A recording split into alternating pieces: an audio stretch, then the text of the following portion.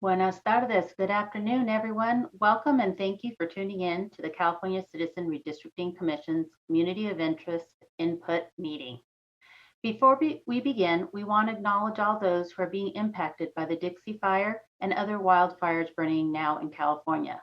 Know that we're thinking of you, your families, and your communities. We understand that you may not be able to participate today, but encourage you to do so later. Your voice and the voice of all Californians is important to ensure fair and representative maps. I am Commissioner Patricia Sinai, and I will be co-chairing today's meeting with Commissioner Russell Yee.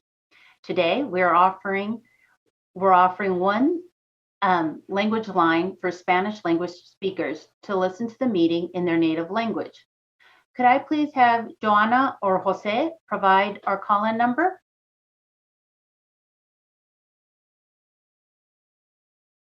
This is the Spanish interpreter. Hi, Joanna. Yes. ¿Lista? Lista. Perfecto. Thank you. Aquellos que... go ahead. Okay. Spanish listeners, please call 888-950-9566 and enter meeting ID number 38911010. Again, that number for listening in Spanish is 888-950-9566, and please enter meeting ID number 38911010 to listen in Spanish. Joanna. Aquellos que deseen escuchar la reunión en español, llamen al 888-950-9566 e ingresen el número de la reunión 3891010. De nuevo, ese número es 888-950-9566 e ingresen el número de la reunión 3891010 para aquellos que deseen escuchar la reunión en español. Muchas gracias. De nada. Ravi, will you please take roll call? Yes, Chair. Commissioner Taylor? Present. Commissioner Toledo? Here. Commissioner Turner? Commissioner Vasquez? Commissioner Yee? Here. Commissioner Ahmad? Here. Commissioner Akutagawa? Here. Commissioner Anderson? Here. Commissioner Fernandez? Presente. Commissioner Foranshari? Here. Commissioner Kennedy? Here. Commissioner Lamons? Commissioner Sodwani? And Commissioner Sinai? Here. Roll call is complete, Chair. Thank you, Ravi. I will start by sharing a little bit about the Commission. Every 10 years after the federal government publishes updated census information, California must redraw the boundaries of its congressional, state Senate, state Assembly, and state Board of Equalization districts so that districts correctly reflect the state's population. In 2008, Californian voters authorized the creation of the Commission when they voted the Voters First Act. It authorized the Commission to draw the new district lines for state Senate, state Assembly, and state Board of Equalization. In 2010, the Congressional Voters First Act added the responsibility of drawing congressional district lines to the Commission. The 14-member Commission is made up of 5 Republican, 5 Democrats, and 4 not affiliated with either of the 2 parties. The Commission must draw the district lines in conformity with strict nonpartisan rules designed to create districts of relatively equal population that will provide fair representation for all Californians. Later this week, the census redistricting data will be released. When the official California redistricting database is available in late September, the Commission will begin drawing maps using 6 line drawing criteria as outlined in the California Constitution. One of these criteria is minimizing the division of cities, counties, neighborhoods, and communities of interest to the extent possible. We can obtain the city and county information from those jurisdictions, but we need the neighborhood and communities of interest information from Californians directly. We ask that you help us put a face and stories to the data. We launched these communities of interest input sessions to get all this valuable information from you directly. We encourage all Californians to participate in this process. If you would rather submit your community of interest online, you can do so from our website or by visiting drawmycacommunity.org. Skip the line and go online. Now, it is my honor to ask all the commissioners to introduce themselves. Please note that for the past year, we have been working together through Zoom. In that time, my admiration for each of my colleagues' commitment and ability keeps growing. I encourage you to learn more about each one by viewing their biographies on our website, www.wedrawthelinesca.org. While you're on our website, review and share the information on redistricting. It is in 12 languages. And do not forget to sign up for our emails. Our website again is wedrawthelinesca.org. We're also active on social media, so please follow us. Follow us on social media. You can find us on Facebook, Instagram, Twitter, LinkedIn, and YouTube. And our handle is @WeDrawTheLinesCA. All right, so I am going to begin the introductions with my co-chair, Commissioner Yee. Hello to California, and especially those in the far north. I'm Russell Yee. I'm here in my hometown of Oakland, and looking forward to your input today. Thank you. Commissioner Ahmed? Thank you, Commissioner Sinai, and welcome to everyone who is tuned in today. And I echo my colleagues' sentiments about our hearts are being with you up there in Northern California with everything you all are going through. And I look forward to hearing your input today and throughout the process as we are here to hear your input. Thank you. Commissioner Akutagawa? All right, thank you. And hi there to everybody who is in the far north. I too want to echo our concerns and our best wishes to all of you. We thank all of you who are calling in right now, and for anybody else, we do want to hear from you and just really want to encourage you when you have a chance to share your thoughts. Definitely our prayers are with you, so thank you. Thank you. Commissioner Anderson? Thank you, Chair.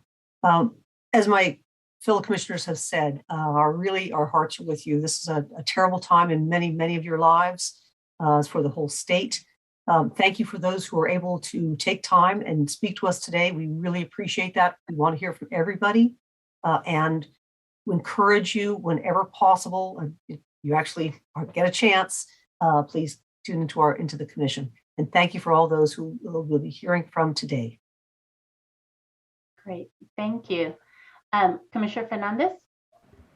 Buenas tardes, California. Soy Alicia Fernández del condado al norte de Yolo y estoy ansiosa por escuchar acerca de sus comunidades. Hello, everyone. I'm Alicia Fernández from Yolo County, your neighbor to the north. And as everyone else has mentioned as well, our hearts do go out to those impacted by the fires, and we pray for your safety. Great. I think you're their neighbor to the south. To the south. Norte, sur. Okay. I'm directionally challenged. My family will attest to that. Commissioner Fornishari? Thank you. I'm Neil Fornishari. I live in Tracy, California, in San Joaquin County, and I just again also want to echo the thoughts of my fellow commissioners, and I just especially want to send some thoughts to a good friend of mine who's lost his house outside of Chester. And so our thoughts are with you all. Thanks. Commissioner Kennedy? Thank you, Chair. Good afternoon, California. I'm Ray Kennedy, joining this afternoon from my home in Morongo Valley, a rural Joshua Tree Gateway community in southern San Bernardino County. We are no strangers to fire danger. I know the fear that everyone is living in, and I wish everyone the best. I look forward to hearing what makes your community special to you. Thank you so much. Thank you, Commissioner. Did Commissioner Lamons join us? Commissioner Sidwani? No. And I'm not sure, did Commissioner Turner join us? Hard to tell. Okay. Commissioner Taylor? Good afternoon, California. I am Derek Taylor, joining you from LA County in Los Angeles proper. As a first responder, I definitely can empathize with the fires going on. So although it's slightly sombering, I think that those that are able to provide testimony can brighten the atmosphere, and we look forward to hearing everyone else later in the process. Thank you. Thank you, Commissioner. Commissioner Toledo? Thank you. Thank you, Chair. My name is Pedro Toledo. I'm from Petaluma, California, up in wine country in Sonoma County. And certainly I echo the concerns and thoughts and prayers go out to those who are in fire areas. And I wish you the best in the speedy recovery. I'm looking forward to today's meeting and listening and hearing from all of you and your communities of interest and what makes your communities unique. And thank you very much. Thank you, Commissioner Toledo. Commissioner Vasquez, have you joined us? All right. And as I said earlier, I'm Patricia Sinai, and it's an honor to serve you from San Diego. Before we continue, could I please have Jose or Joanna provide our call-in number one more time? This is Joanna. I can provide it. Gracias. If you want to listen in Spanish, please call 888-950-9566 and enter the meeting ID number 3891010. Again, that number is 888-950-9566, and please enter the meeting ID number 3891010 to listen in Spanish. This number, this number is for listening to the meeting only. We will be providing in a bit a number if you want to give us input and you don't have an appointment. Go ahead, Joanna. Aquellos que deseen escuchar la reunión en español, llamen al 888-950-9566 e ingresen el número de la reunión 389-1010.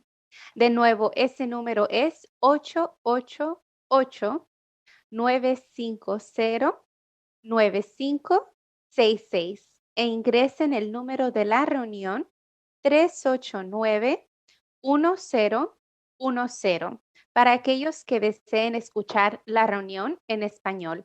Este número es solamente para los que deseen escuchar la reunión. Si no tiene cita y gusta dar su comentario público, se le dará otro número para llamar. Gracias. This meeting is primarily for communities of interest testimony focused on Butte, Colusa, Glenn, Lawson, Modoc, Plumas, Shasta, Siskiyou, and Temaha counties and their surrounding areas. However, anyone in California can call in to provide input. We would like to especially invite Spanish speakers from throughout California, since today we're all set up to listen. General public comments, anything that does not pertain to communities of interest, will take place at the end of the meeting. Although the Commission has divided up California into 11 zones, that is in no way related to or reflective of redistricting lines or boundaries. The Commission created the zones to assist us in our outreach efforts only, and not as an indication of planned boundaries. Today, we are joined by our line drawing team, Haystack DNA and Q2 Data and Research, who will be displaying the maps of the areas that attendees describe. When you call in, please start with the area you would like to discuss and be specific as possible about the boundaries of where your communities are located. It is our goal to find the area on the map you would like to discuss prior to your testimony. If you are within a specific neighborhood or a large city, please mention it by name. Once we are able to locate your area, your timer will begin. Please note that there is some delay between the meeting and the live feed. Attendees will not be able to share their screens. We're also joined by Jose and Joanna as our interpreters, and Katie, our comment moderator, who will be introducing attendees and when it's their turn to speak. When you join the meeting, please use the raise hand button at the bottom of your screen to enter the queue. So when you're ready to speak, please raise your hand. If you have registered for a time slot, we encourage you to call in during your appointed time slot. When it is your turn to speak, Katie, our comment moderator, will identify you by your assigned unique ID number. You will be reconnected to the session with the ability to enable your own video and/or audio. Registration is not required to participate in today's meeting. The public has the option of calling in during the meeting to get into the queue to speak. If you do not have an appointment and wish to call in to share your community of interest, the number is 877-853-5247. Again, the number to participate is 877-853-5247. You will need to enter the meeting ID number, which is 812-3136-6136.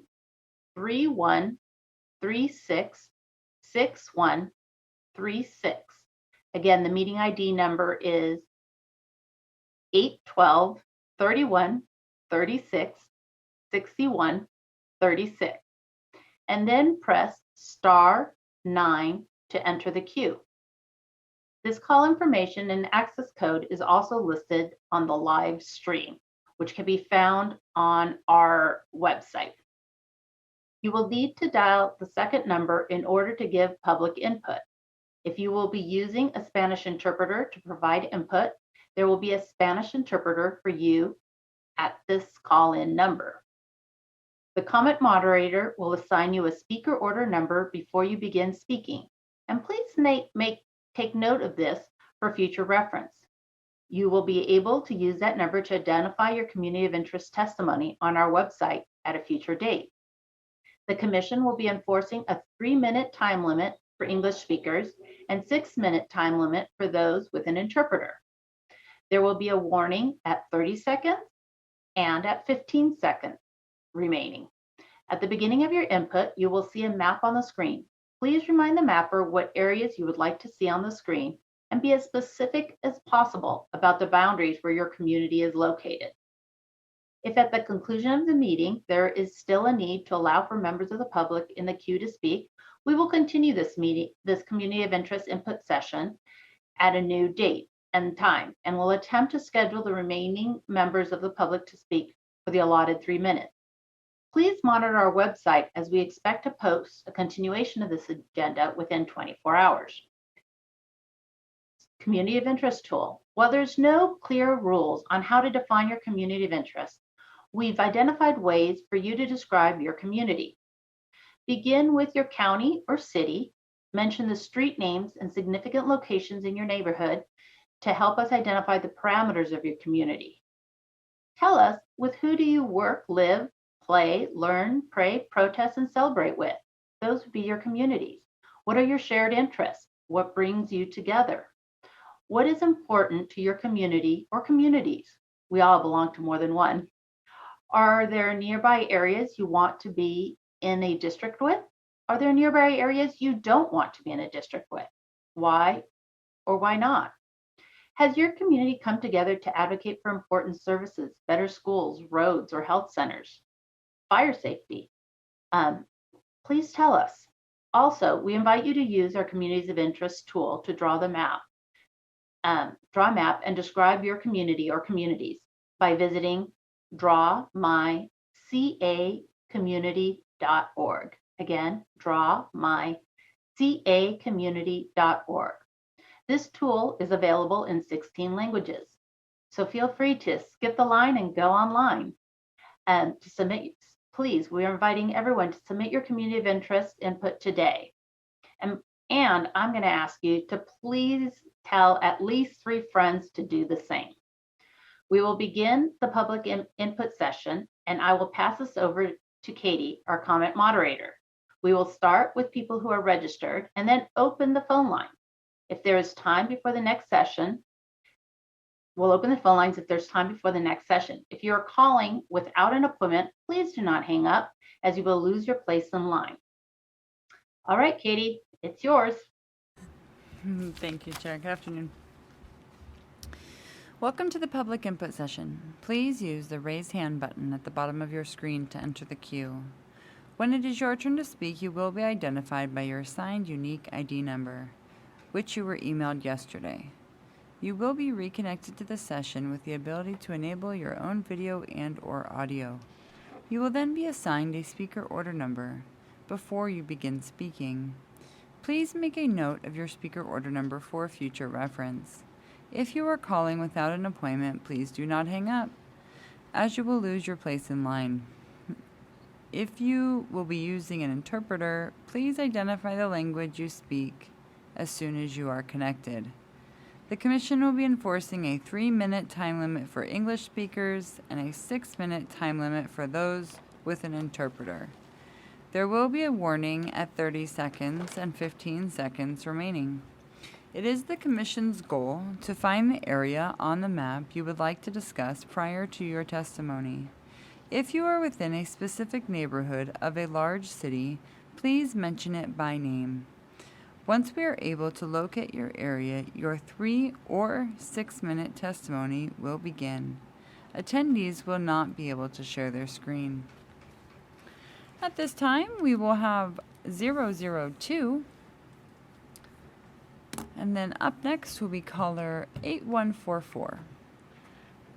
002, I will be promoting you now.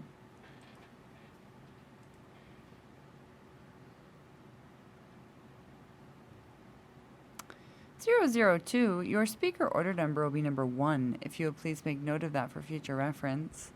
You can now enable your audio and video in the lower left corner of your screen. And if you'll please let the mapper know what area you would like to discuss today, the floor is yours.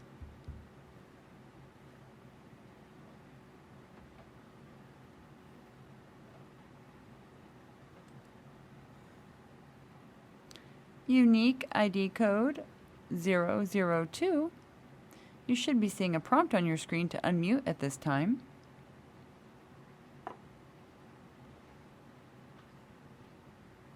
There you are. Hi. There we go. There you Hi. go. Floor is yours. Well, thank you, folks. I have a dual residence. I live in Biggs, in Butte County most of the time, but I also have a summer home in Modoc County. And this is the first time I've been involved politically for 40 years, but this is the first time that I've ever actually sat down with you folks and talked. Not trying to be funny at all, because it isn't funny at all, but if I could find some way to redistrict the fires, I would do it.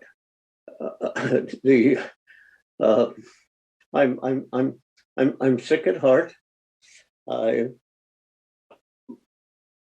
I don't know if that should be fodder for discussion today, or if I should move on to general lines in general, so to speak.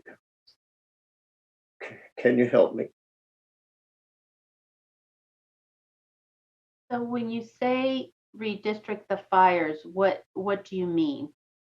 Well, ma'am, this is such a convoluted subject with me.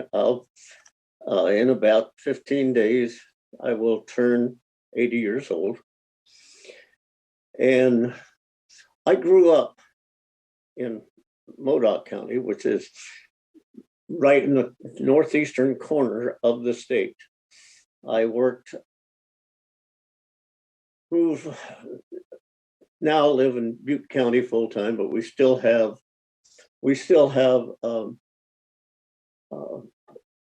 property in Modoc, which we enjoy. And I for one, my heart is broken for those people in the little town of Greenville, those people of Oroville and Paradise, and so on and so forth that faced all the thing. My dad worked for the Forest Service in the 20s and 30s on a lookout tower. I was mostly raised on a ranch in Modoc in the 50s, and so on and so forth. So do you think that keeping Modoc and Butte and other areas and the other fire-prone areas should be in the same districts or not? Or do you? No, I don't think that. California is such a large state that I don't think that's entirely possible. I deal with congressionally. I deal with District 1 and District 4. I have, although District 1 catches both of my hometown counties, or District 1 catches both of my hometown counties, so to speak.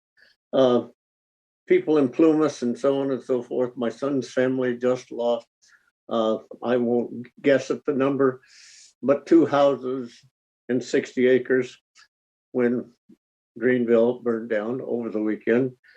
And they, I don't know.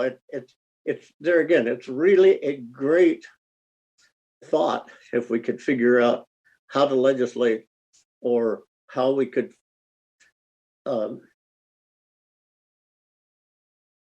get back to reality in the terms of our forest and fire protection and the whole thing. I hope to think I'm reasonable. I'm not speaking for any government agency at this point, but I am on the big city council. And as I said, I've been involved for years and years. So could you had said that you had some thoughts on boundaries and lines. Could you share those with us? Well,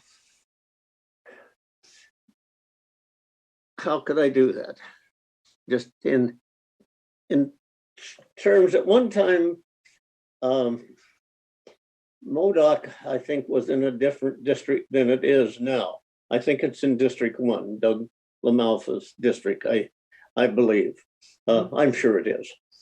And Mr. LaMalfa and I go back for years. But and then further down the road, further to the south, we have Congressman McClintock, and he and I are also close. And I worked as a volunteer for Tom for years and years. But I don't know, and I have absolutely nothing negative floating around here in my mind. As I say, Doug LaMalfa and I are close, and so is the other group. But I don't know that it might be. Doug has a tremendous load the way we're drawn, where he's included clear up in Modoc County It comes all the way to Butte County. I think it might be a little bit easier to move MODOC to District 4. Okay. That would be my thinking. All right. Well, that's helpful. Thank you so much for calling in today. Yes, ma'am. Thank you for having me. Take care. You too. Thank you so much. And at this time, we will have caller with the last four, 8144. And up next will be caller 8824. Right now, caller 8144, if you could please follow the prompts to unmute.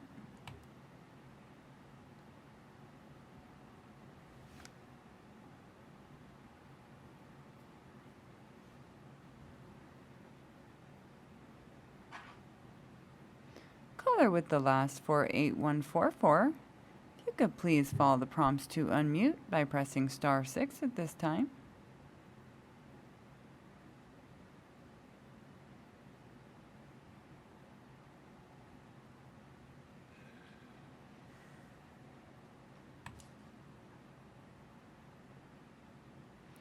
Again, caller with the last four, 8144. You could please follow the prompts to unmute by pressing *6 at this time.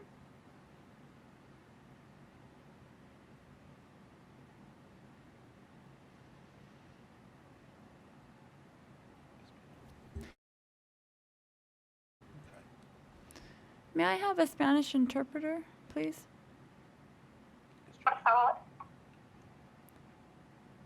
Hello? Jose? Or Joanna? Hello. Hi.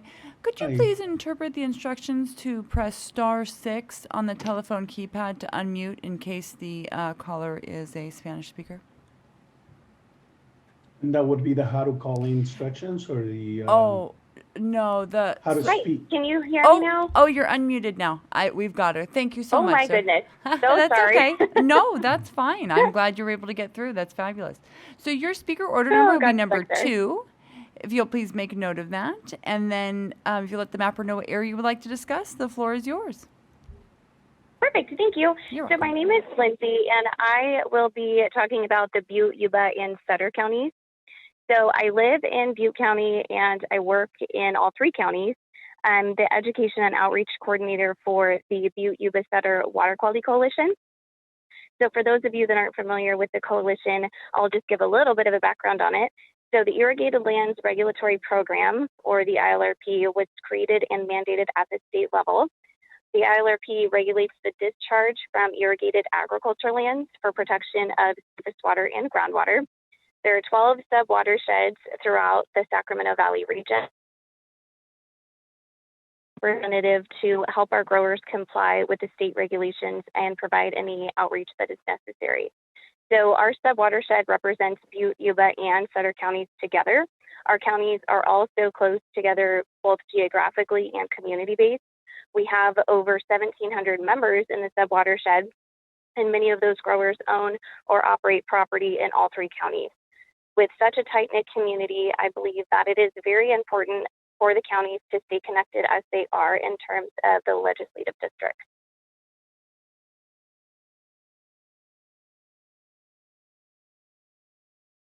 Thank you so much. Thank you so much. And right now we have caller with the last four, 8824. And up next will be caller 7083. And I would like to invite those that have called in to please press *9 on their telephone keypad. This will raise your hand indicating you wish to comment.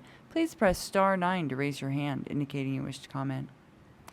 But right now we do have some raised hands. Caller 8824, if you will please follow the prompts to unmute at this time. Caller 8824, you are unmuted. Your speaker order number will be number 3. If you will please make note of that for future reference. And if you'll please let the mapper know what area you would like to discuss, the floor is yours.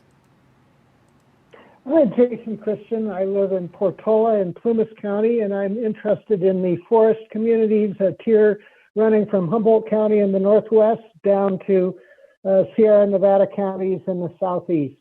The counties in this region are all united by strong dependence upon the forests.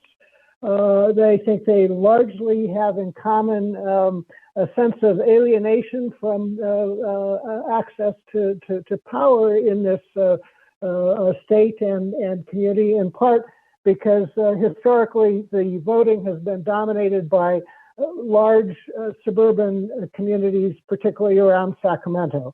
I think it would be unwise to combine Placer County into what is now the first congressional district. It'd be better to have Humboldt County.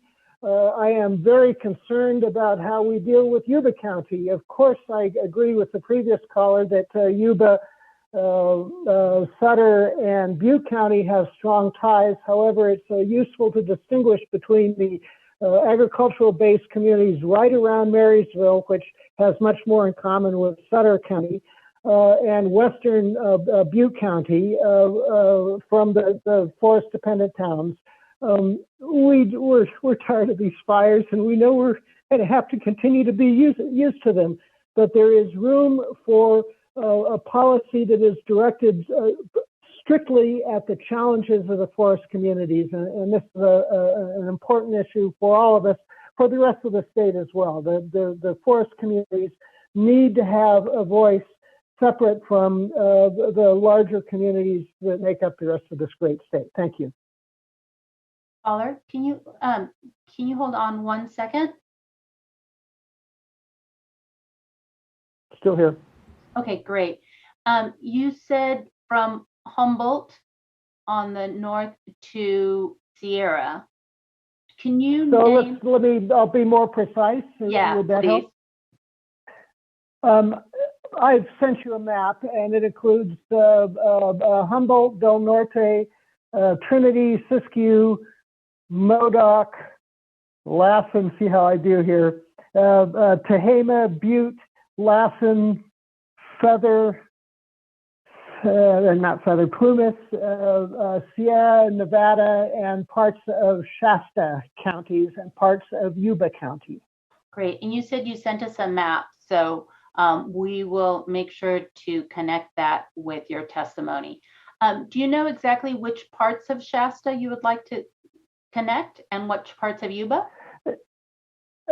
Yes, Yuba, I would draw the line to the east of the Marysville city limits. The upper parts of Yuba County, including the communities of Camptonville and Dobbins, are forest areas.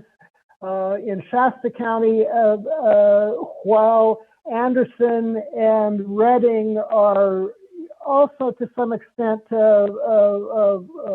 forest dependent, they fit better with the primarily agricultural areas of the bottomlands of the Sacramento River. So I would say east of the Redding metropolitan area would go into the forest communities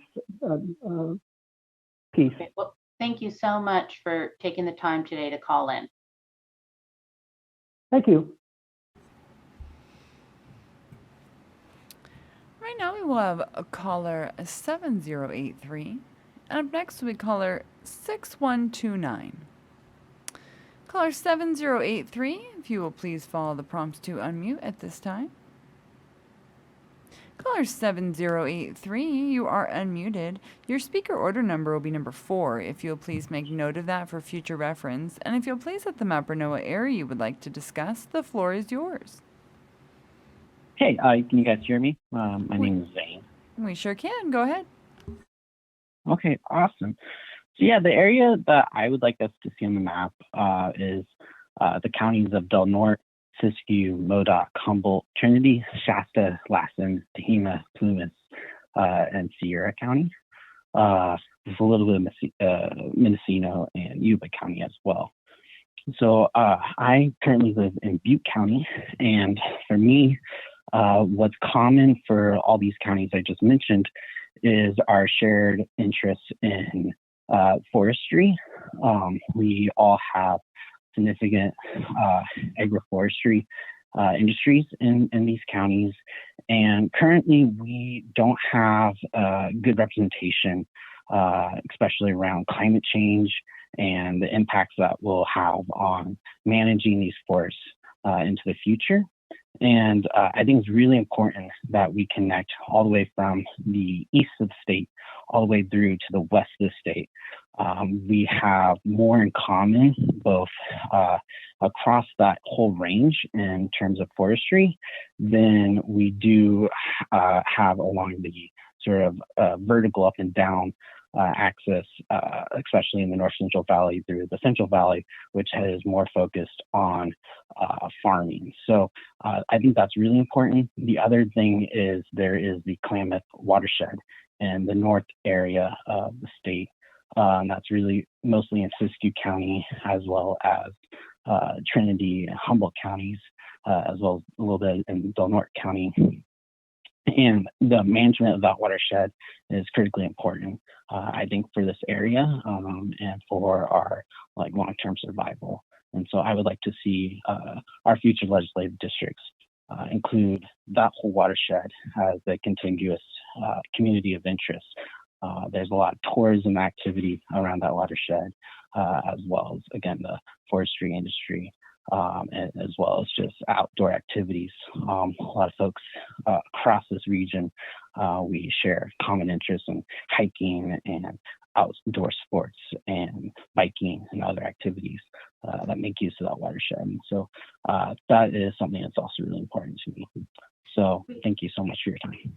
Great. Can I just get a little bit of clarification from you, please? Sure. You had said bits of Mendocino and bits of Yuba. Can you be a little more specific on the bits? Yeah, so I think maybe a little bit the northern portion of Mendocino County, as well as maybe the northern portion of Yuba County. I think, it's what's kind of similar there is just the industry connections, the watershed connections. So I think as a former caller such Sutter, Butte, and Yuba all share a kind of a similar watershed attachment, but then also Siskiyou, Modoc, Shasta, Trinity, Humboldt, and Del Norte all have a similar watershed. So I think including both of those watersheds would make sense, but if not possible, I think just including the more northern counties, more northern spaces is incredibly important. And also just area where the north becomes south, or where you would put the line for the northern county? I would say if you could close in a little bit, I would say Dubbins there and Yuba County is probably kind of where I would say. And then I think in Mendocino, I didn't have an exact line in mind, but I think just parts that have more of the forestry industry in Mendocino County. Great, that's really helpful. Thank you so much for calling today. Absolutely, thank you. Right now we will have caller 6129, and up next will be caller 9819. I'd also like to invite those that have called in to please press star 9 on their telephone keypad to raise their hand. Star 9 will raise your hand. Caller 61, I see that hand. Caller 6129, if you'll please follow the prompts to unmute at this time.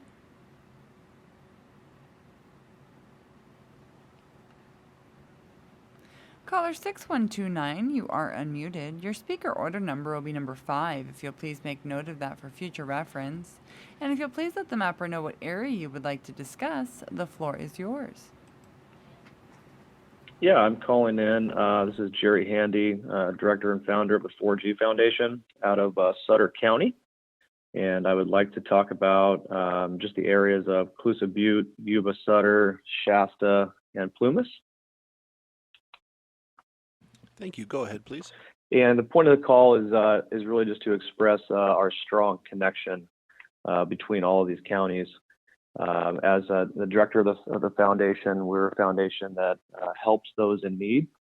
And over the last four years, we've had a strong presence working together with all of these counties through the disaster relief efforts that we've been able to do with the Carr Fire, Camp Fire, and now the Dixie Fire. For instance, this weekend we were serving up in the Plumas region, actually in Quincy. We gathered a team of volunteers from across probably 3 of those counties, or 4 of those counties actually. So both Yuba Sutter, Butte, and Plumas. We went up and served 250 meals, and we did a supply drive to where we handed out hygiene products, sleeping bags, tents, and just general things that we could gather together to help those in need.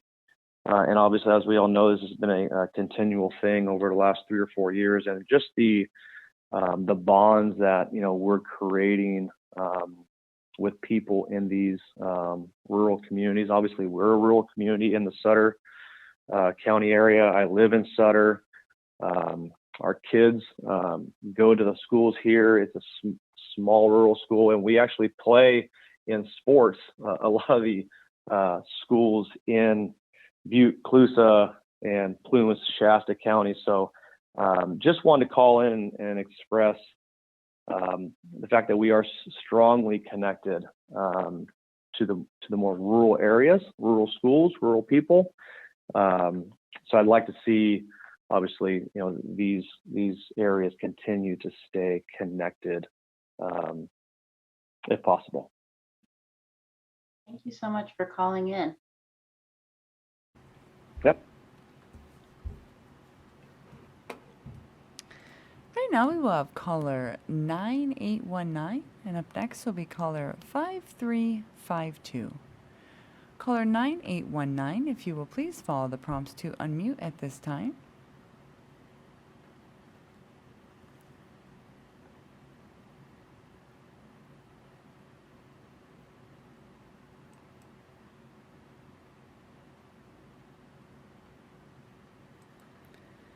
Is caller with the last 498. Oh, there you are.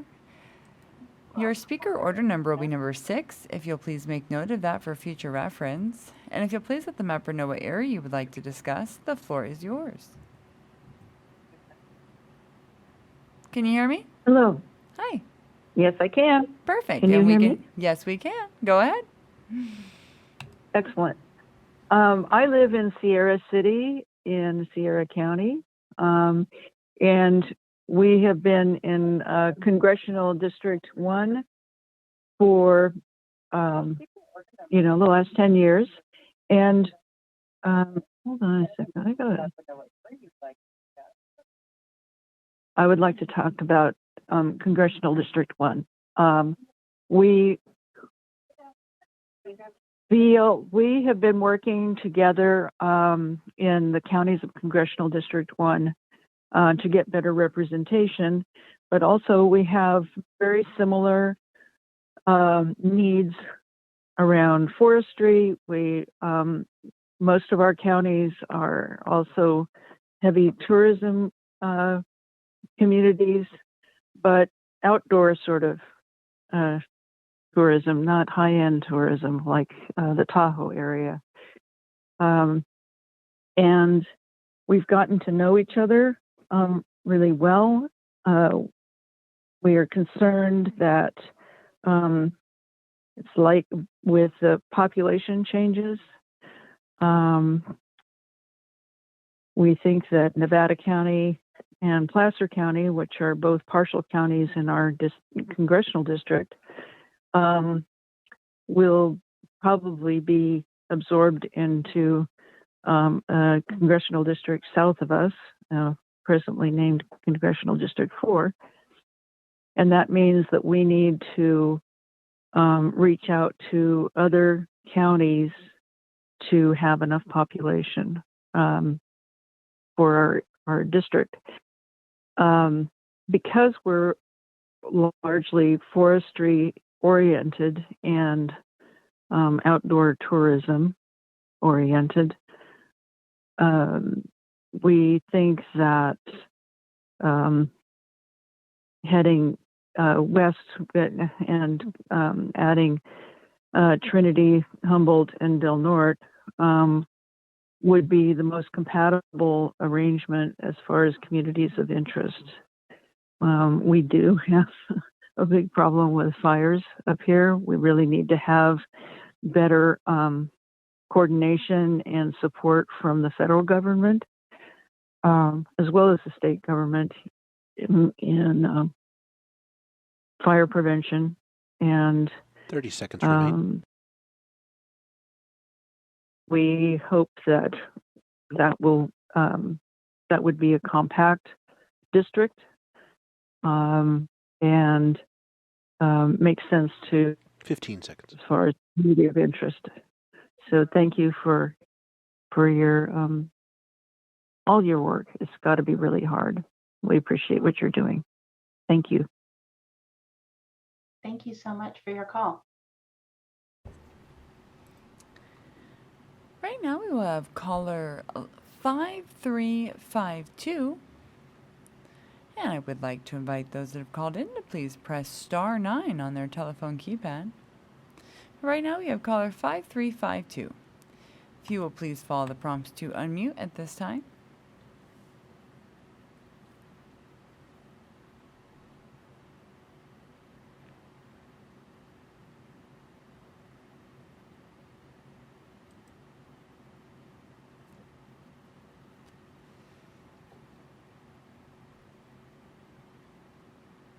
Caller 5352, you are unmuted. Your speaker order number will be number 7. If you will please make note of that for future reference. And if you'll please let the mapper know of what area you would like to discuss, the floor is yours.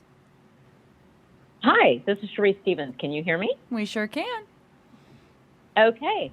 Well, I am wanting to address the counties of Shasta or the Yuba Sutter area, Butte, Plymouth, Shasta areas.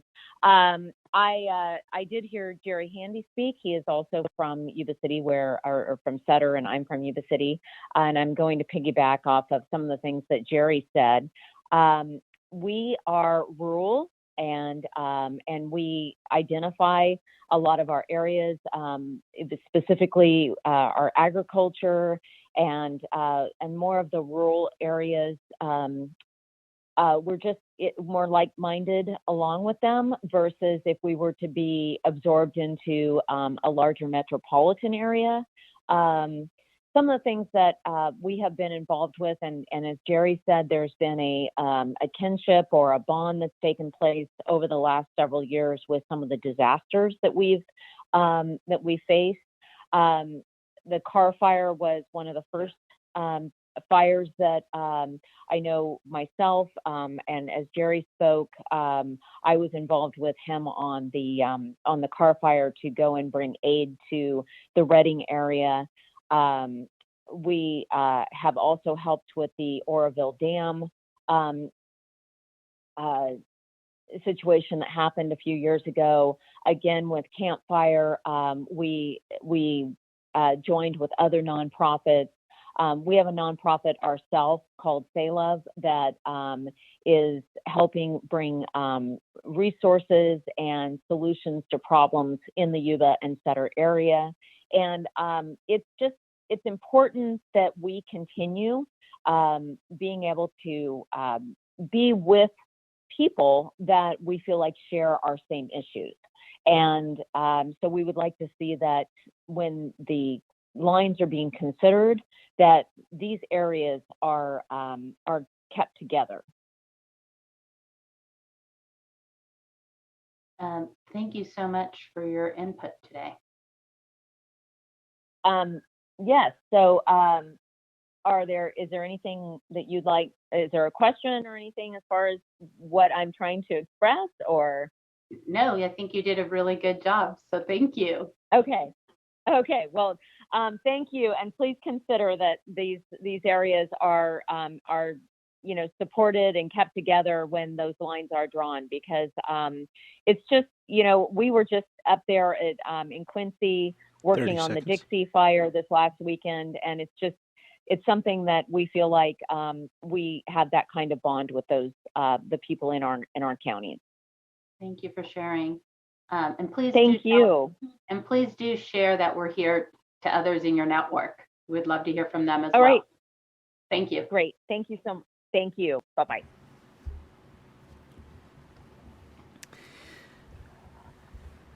I would like to invite those that have called in to please press star 9 on their telephone keypad.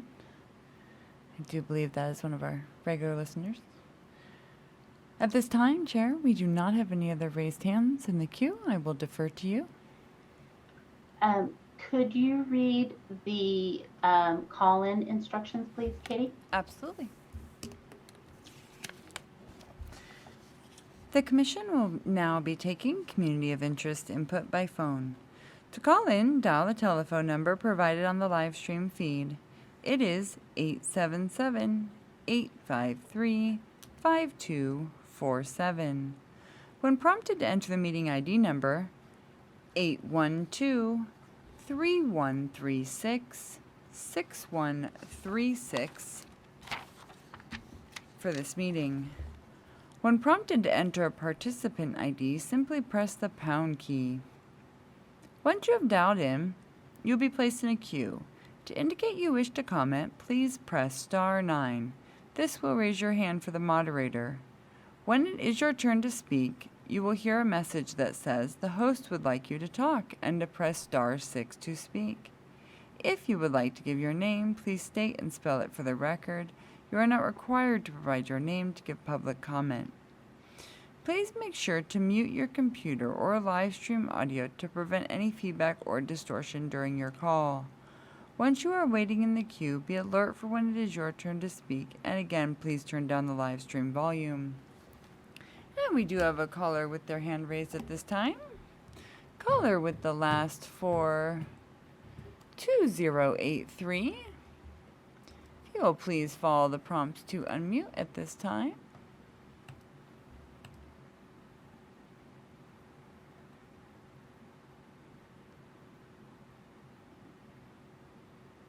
Caller 2083, you are unmuted. Your speaker order number will be number 8. If you'll please make note of that for future reference. And if you'll please let the mapper know what area you would like to discuss, the floor is yours. Hi, thank you. Can you hear me? We sure can. Go ahead.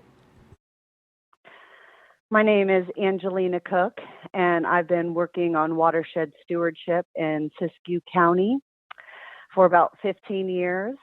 I live and work at the base of Mount Shasta, the volcano, and I am a huge proponent for reconnecting source water communities with their downstream outlets. So the Klamath River watershed would or the Shasta River, which drains into the Klamath. It would make a lot of sense in my mind to connect with Humboldt County and Del Norte. I'm still unclear from the presentation materials if there is a proposed map of redistricting, where the lines would be drawn. But in Siskiyou County, it's difficult because half of our county drains to the north coast, and the southern portion of the county drains through the Sacramento River out into the Bay Delta. And I do think that in the past, our District 1 has been vastly underrepresented by the conservative politics that have historically governed our region. And I think listening to some of the callers today about the concerns with increasing risk of catastrophic forest fire and extreme drought, I think we need to get really coordinated and a little more cohesive about our planning and legislative efforts to make resilient forestry and water conservation and local food more cost effective in our region. So I guess my comment is that yes, please redistrict District 1 so that our source actually meets with the sea. And I'm also looking for guidance as far as how to learn what the proposed redistricting lines to be drawn are. Thank you. So thank you for your input. Just to answer your question quickly, we are taking your input now. There are no redistricting proposed lines right now. That will be starting to draw the lines in October. Yep, September, October, November. So, and onward. So what you're providing us is exactly what we need for right now. Okay, great. Well, thank you very much.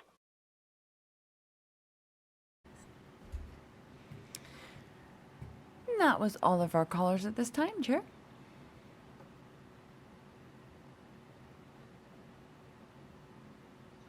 Do you want to give instructions just on how to raise your hand if you're waiting? I can. I don't know if it's necessary, but I can. Okay. For those that have called in, please press *9 to raise your hand indicating you wish to comment. Gotcha. Great. Well, we've started a tradition when we don't have callers to kind of touch base with each other as commissioners and learn some things. And I was thinking about this the other day, that when we've all done presentations and many in the public know the answer of why we applied to be on the Redistricting Commission, but we've never told each other our why. And so I thought it would be interesting for each of us to hear each other's why, as well as for the public to hear all of us at one time.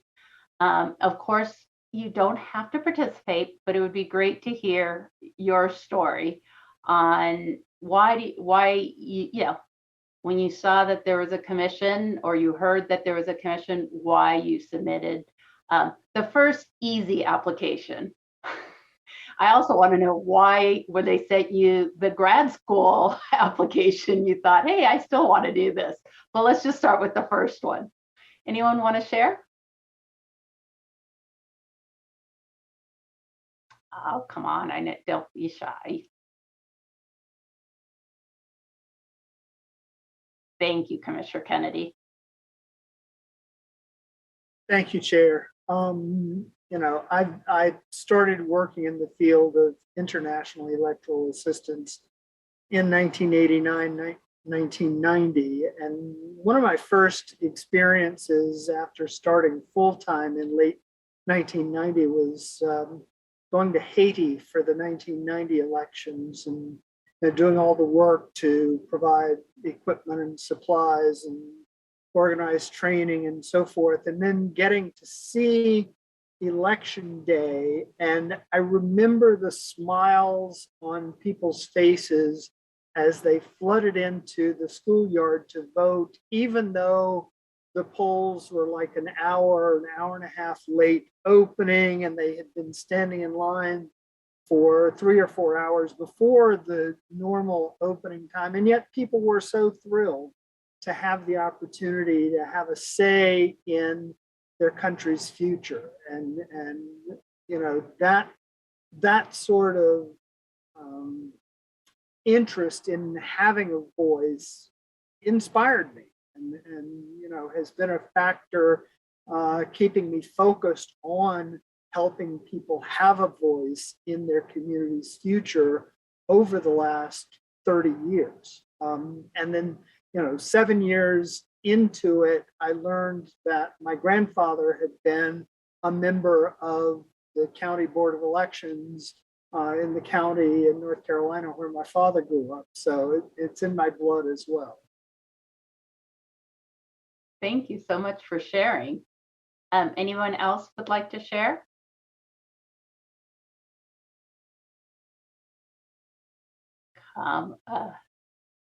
This one's an easy one. You've all shared at the beginning. Okay, thank you, Commissioner Yee. Thank you, Chair. I think in the past several years, it has just really felt to me that our democracy has been hanging in the balance, and I wanted to do something, and I saw friends getting involved this way or that way.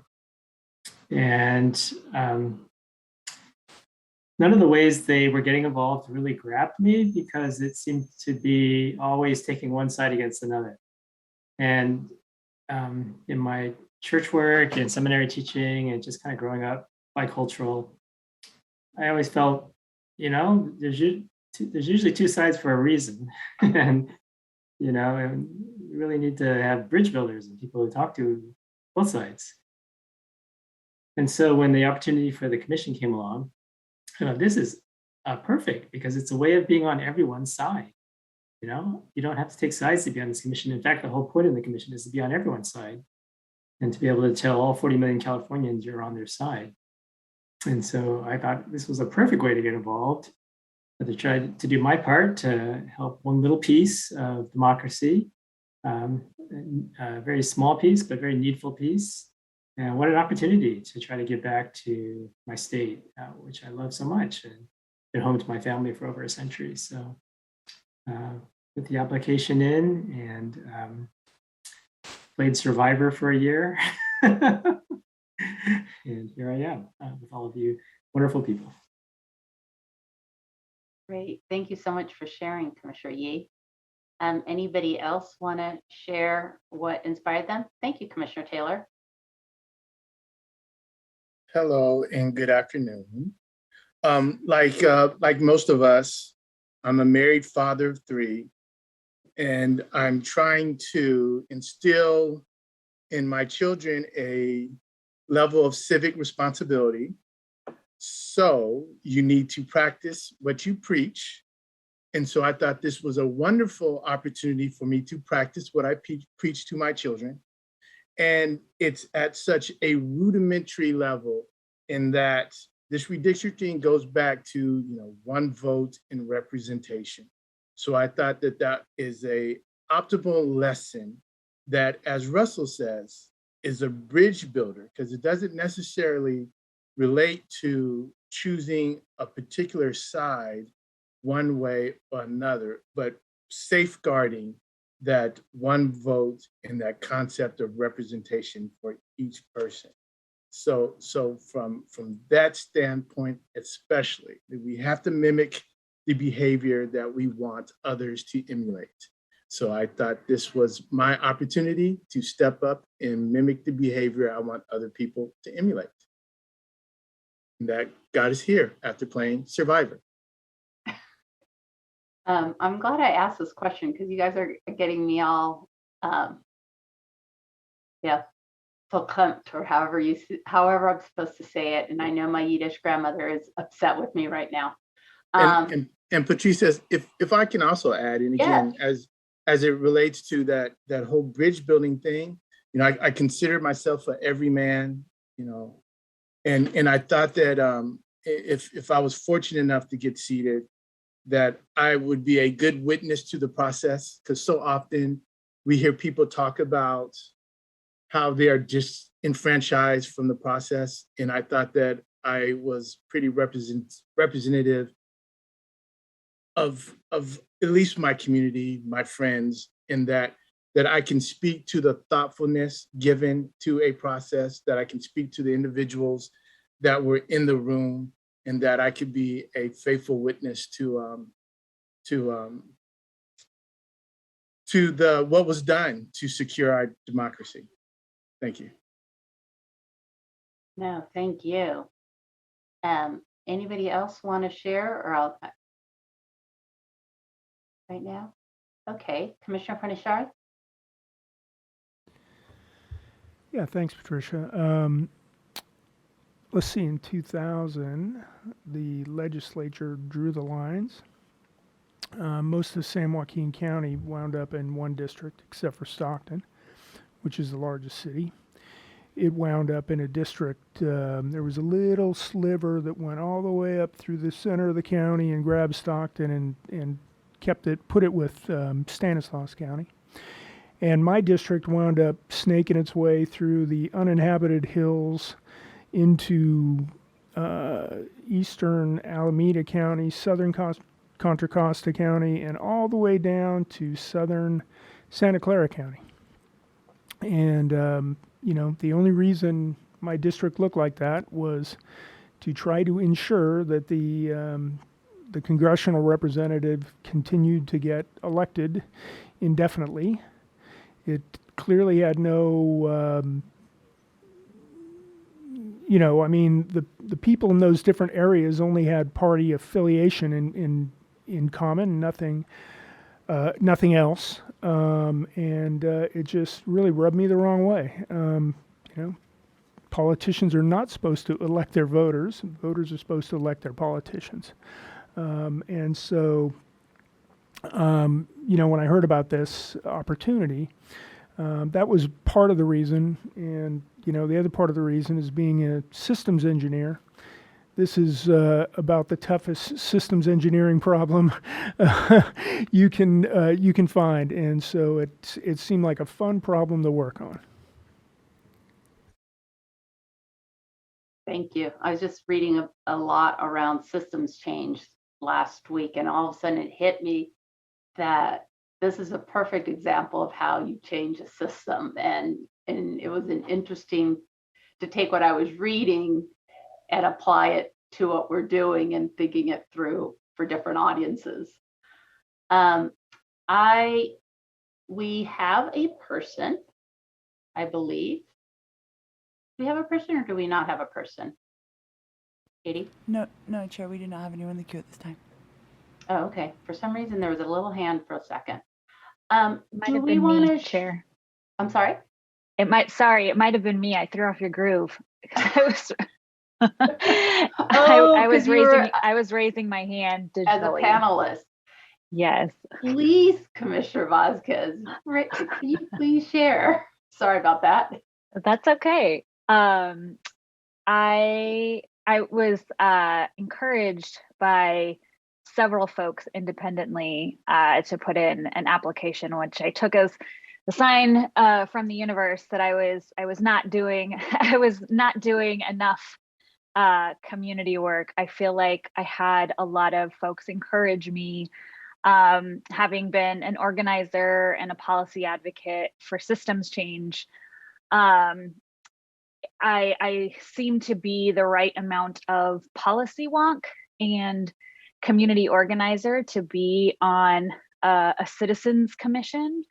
I know a lot of folks who I think would have done equally great job holding space, particularly for young folk and young adults, although I am older than I look. And I feel like one of the reasons, a big reason that I decided to apply was because I actually had no interest in running for public office. And I know that was that the restrictions on our holding public office, especially during and after our term as commissioners, was a big barrier to a lot of like my organizer friends. And I actually think that I would make a terrible politician. And so, and yeah, I really thought both the fact that multiple people independently said this is something you would, excel in was a sign, but also that this really, I think, speaks to my skills as a community advocate, but also a little bit of policy wonk. So yeah. Oh, and I have to say, I did, I think I shared this in another meeting. I did recently learn that our family, the Vasquez family, has been in the Central Valley since before the Mexican-American War. And I mean, for me, that very clear says boundaries matter. Lines absolutely matter. The border crossed us. So, one day we were, Mexican citizens, and the next day we were disenfranchised because we also were not considered U.S. citizens at that point either. So I think this process also feels like my ancestors speaking through me that who represents us and where those lines are drawn are essential. So yeah. Thank you so much for sharing. Anybody else want to share their why? Thank you, Commissioner Turner. Well, hello. I snuck in on all of you today. And so just definitely do want to share. Listening to the stories are always exciting. And I was thinking through my story because I was one that did not know anything about, did not slow down long enough to figure out how lines were drawn. I managed a couple of degrees, a whole lot of decades in life, and just did not know. And so when the position, when the opportunity was lifted and someone approached me about doing it, they had difficulty helping me understand what they were asking me to do. I'm like, what? And like I needed another thing in life. It's like, oh my goodness. And then they said the challenging words for me is that there is not a whole lot of Black women that apply for this position. They knew how to play my strings, right? And it was like, well, shoot, if I know about it, I certainly should apply. And looking at the previous commission and the process, I'm like, well, what could that hurt? At least I won't have someone telling me I didn't participate in the process. So I applied. And yeah, as that survivor, I think you said, Commissioner Yee, mentality set in. Initially, it was like, oh, okay, let me just fill out more paperwork. I'll submit it and keep doing my other jobs that I was doing. And as that thing began to narrow down, first it was like, whatever, what's the likelihood? A couple, 20-some thousand people applying, nobody. But then when it started getting narrow, I started getting serious about it because now it felt like a competition. I really wanted to participate. I had some things to share. And besides that, I feel like, much like Commissioner Taylor mentioned earlier, just being a witness in the process, I like his word choice because I didn't necessarily have it that well thought out. But I have spent a lot of time talking to people that's in my network about being on the commission and about what it entails and about the importance of the commission. And I'm finding most people are exactly where I started out, not sure why they should care, not sure why they need to know this or participate. So it's been an absolute blessing in my life already, just being able to share broadly about the importance of this position, about the power of the position, not to be drunk in it, but so that people will understand why they need to engage and why we're here representing their voices. And if their voices are muted, then we're just, representing our own voices, which is what we don't want to do. And so I've enjoyed being here so far. I do look forward to continuing to serve on the commission and hearing from Californians and being able to talk about what it's like to be on the commission and just every step of the process. I've got some stories to tell. And I think if there were 26,000 that applied this time, by the time we finish sharing, I think they're gonna have to come up with a new process. I'm hoping there's like 40,000 people that starts to participate in the process because they are more aware of it. So yeah, it's been a journey for me, but I kind of got hoodwinked into doing it. And then I fell in love with it. Thanks. Well, Commissioner Turner, we're glad you were hoodwinked into doing that. And we have 2 callers. So Kitty, do you want to explain how they can raise their hand? Yes. For those that have called in, please press *9 on your telephone keypad. This will raise your hand indicating you wish to give comment at this time. Please press *9 on your telephone keypad to raise your hand indicating you wish to give comment.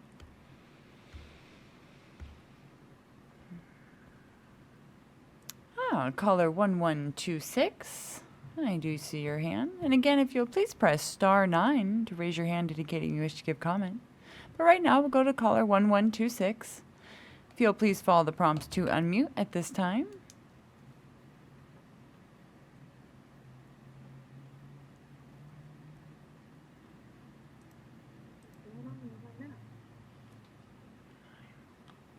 Caller 1126, you are unmuted. Your speaker order number will be number 9, if you'll please make note of that for future reference. And if you'll please let the mapper know what area you would like to discuss, the floor is yours. Great. So I live in Chico, but I guess, I'm talking about the whole North State. Because obviously, I did some research and it's like 750,000 people or something, and Chico's not that big. So you don't need to go down into like the street level or anything, although there are communities there too. I guess, I just think that we need a district on forestry. I want to, echo a lot of the people that called in earlier. And, we have basically 3 districts in the state that touch forestry, and they're all split up. We got District 1 where I live, and it's mostly an ag district. Well, it's not mostly an ag district. It's like 50-50, but, it's a lot more focused on ag. There's District 2 on the coast, which is, most of the people are basically suburban San Francisco. And, the people, the northern counties where the timber is, there's not that many people, so they get outvoted. You got District 4 down in the Central Sierra by Sacramento, and that's mostly, most of the people there live in the western parts of like El Dorado and Placer, which is basically suburban Sacramento. So you have 3 forest districts and you have no forest representative, right? Like, I know the district's not about politics, I get it, but I think it's telling that all 3 of those districts are represented by people that don't live in forests. District 1, our guy's like, a rice farmer, and that's cool, like whatever, no problem. He probably does, think more like he's in Yolo or Sutter, like some of the irrigation people were talking before, and that's fine. Like there's a lot of farmers in our district too, and District 2, he lives in like the very southern tip of the district. So like he lives in like San Rafael. That's like basically the Bay Area. Like that has nothing to do with Humboldt. It has nothing to do with forest. In District 4, the guy lives in like suburban Sacramento. So all these guys, they see a forest on fire, they drive up, make a comment like, oh, we really care, and oh, isn't this a shame? And then they make some partisan comment about how it is or isn't related to climate change and how it is or isn't related to regulation. And then they go home to their house and they never see a fire. And, they don't have to worry about that. And here in Chico, 80% of our homeless population are refugees from the town of Paradise, which burned down. My brother lives in Redding. He lost his house in a fire. I think we could use a district in the state, like 1 of 50, that cares about forests. And I know there's not many people that live in forests, but it's still important. And I think, if anything, the news is telling us right now is how important it is, because they're on fire and they've had 20 years of bad policy. And I know that's not your fault, and I get it. And you can basically make. I read your guide. Not like I'm not trying to do your job, and I only got 30 seconds. But it says compact. Great. You can draw a line from Humboldt County to Sierra County that gets what most of these people on the call are talking about. Like those counties, that's like 700,000 people, like maybe a little more. And I just think that would be a better district for the state and for these people and for my community. I guess that's it. Thank you. Caller, are you still there? One moment, Chair. Okay. Caller 1126. There you are. I'm sorry, I couldn't hear you at all. They said the host would like to unmute my microphone, but I kind of went over you as the host. That's okay. I just wanted to ask you, if you could clarify what you mean by forest, what would be a good forest district for you? What would be the counties in them? I think that the big forest counties in the state are like Mendocino, Humboldt, Del Norte, Trinity. Like I'm just trying to like go around like the horn, right? So like Trinity, Siskiyou, Shasta, Lassen, Modoc. I might miss one. Hama's got a couple mills. Butte has a couple mills. I live in Butte, obviously. So like Chico has a lot of like forest refugees. Plumas, obviously, Sierra County. I think if you just Googled like mills, like lumber mills, you'd probably find them.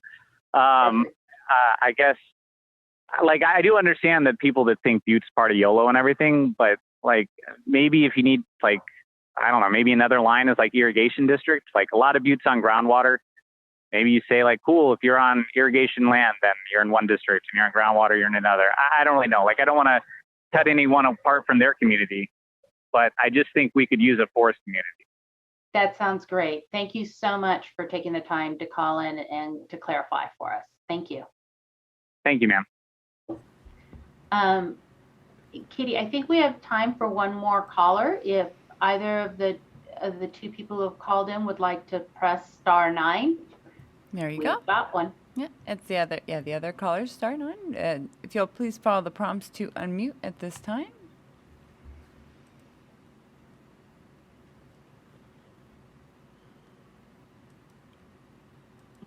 Caller 1430, your speaker order number will be number 10. If you'll please make note of that for future reference. And if you'll please let the mapper know what area you would like to discuss, the floor is yours. Is that me? Sure is. Hello? Yep. Oh, it is. I've never done this before. I'm a newbie at this. That's okay. I'm from Siskiyou County, and I was listening to the other caller talking about forest area. And Siskiyou County did have 26 mills at one time before the spotted owl. We do have a lot of forest, and we've had lots of fires here. In fact, we just got finished with the lava fire, and we've had fires in Happy Camp, etc. And so, I'm in District 1, and I really like the way our district is district. I don't want to see any changes at all. We've got farming, we've got ranching. We're mostly rural. We have all these things in common. Our vets, we have an awful lot of veterans here in Siskiyou County, which we're very proud of. And they have access to going to Redding for care. And if they can't take care of them, and some of our veterans have gone up to Medford. I don't know if you're familiar with Siskiyou County. We're the 5th largest county in the state geographically, and we are only about 50 miles from the Oregon border. So I would ask you to keep us together in District 1. I'm very happy with it. Our congressman has 1 million people that he represents. Our assemblywoman and senator have 500,000 people that they represent. And our assembly people are from a rural community up, I think he was in, where was he? Lassen County. That's where all the prisons were, yes, that they're trying to close. And then our congressman from District 1 is Doug LaMoffa. He is a rice farmer, but Doug LaMoffa is very familiar with our problems with our forest and our fires, and he's up here all the time. So we're extremely happy, at least I am, with the District 1, and I would like to keep it that way. Great. Thank you so much for calling in. With that, I think we're ready to go on to our first break, unless I'm mistaken, Christian. Sounds good, Chair. Okay, so our first break is a 15-minute break. So we'll see you at 5:45.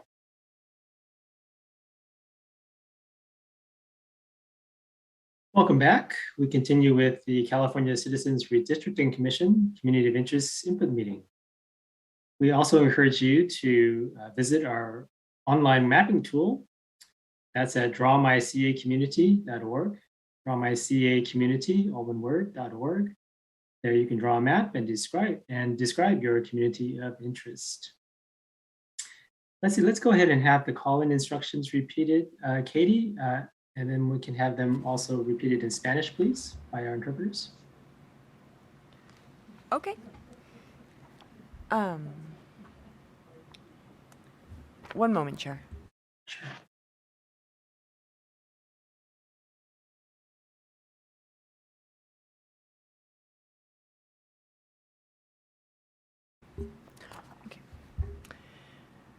The Commission will be now taking community of interest input by phone.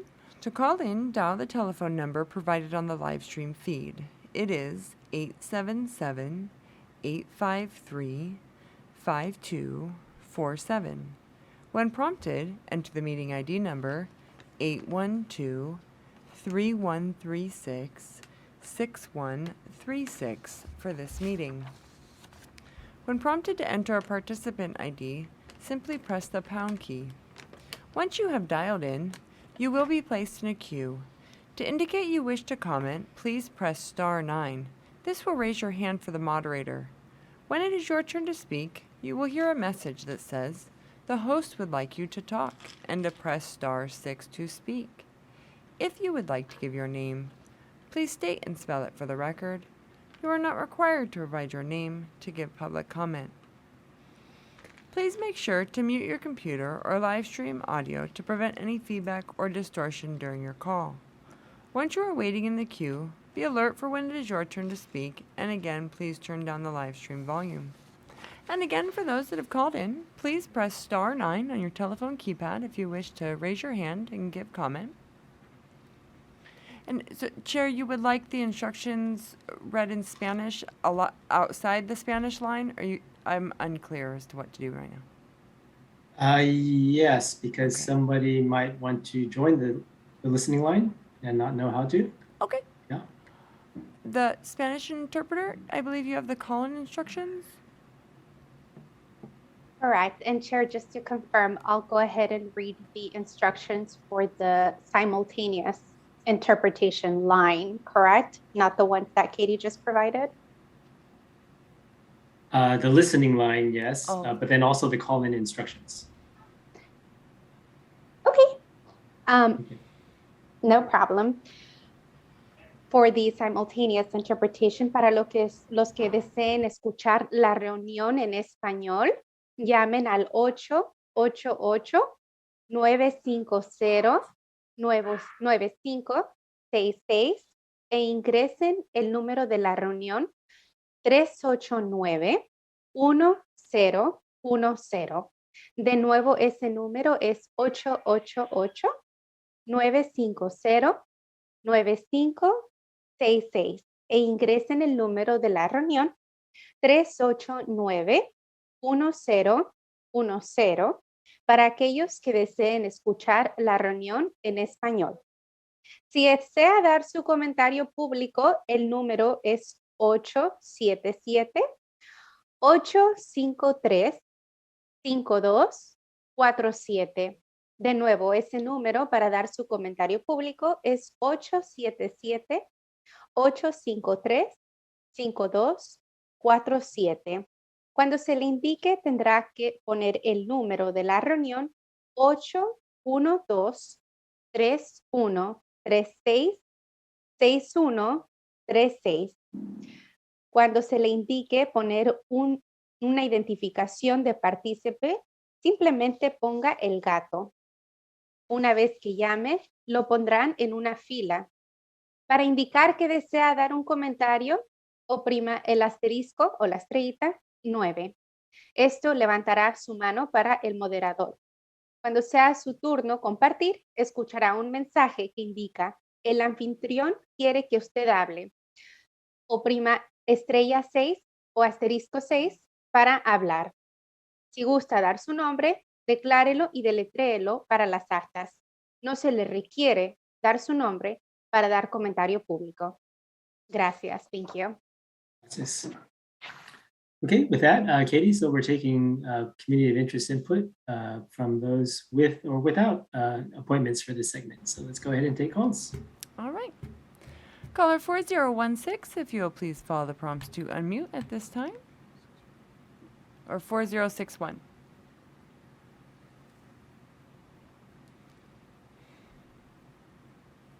Caller 4061, if you will please follow the prompts to unmute at this time by pressing *6. Caller 4061, you are unmuted. Your speaker order number will be number 11. If you'll please make note of that for future reference. And if you'll please let the mapper know what area you would like to discuss, the floor is yours. All right. Thank you very much. I appreciate the opportunity to speak. I'm a longtime homeowner in Chico. I live close to Butte Park, and I've seen the ravages of the drug culture and what's been happening to the population and the degradation of intellect, what the human being should be and actually is after years of drug abuse. And it sounds antiquated, but pot is a gateway drug, and a lot of folks are not prepared for what gets mixed with it these days.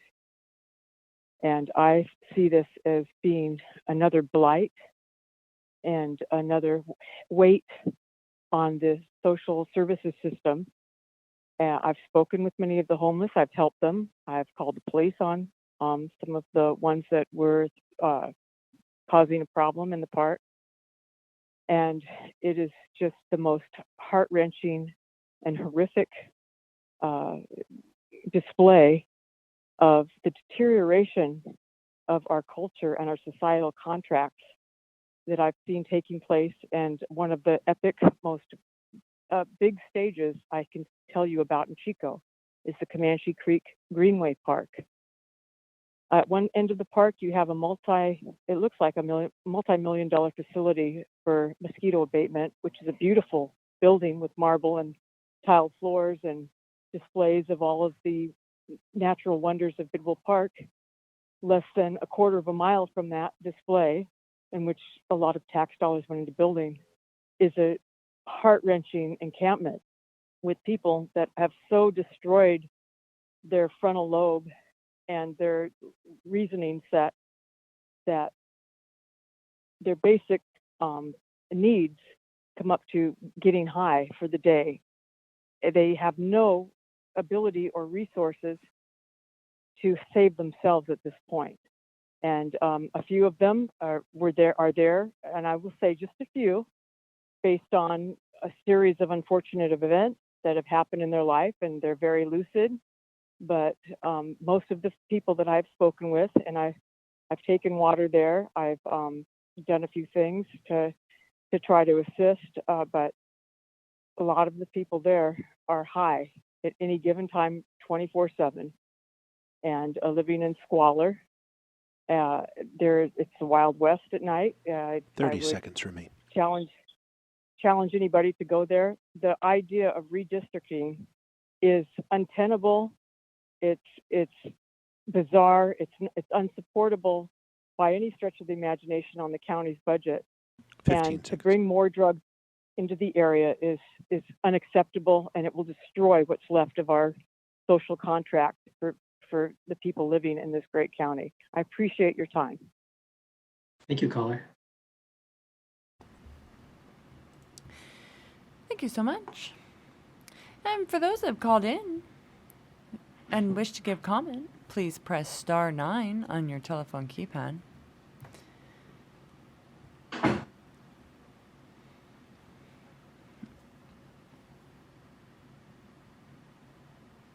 As for a caller with the last four, 5546, if you wish to give comment, please press *9 on your telephone keypad.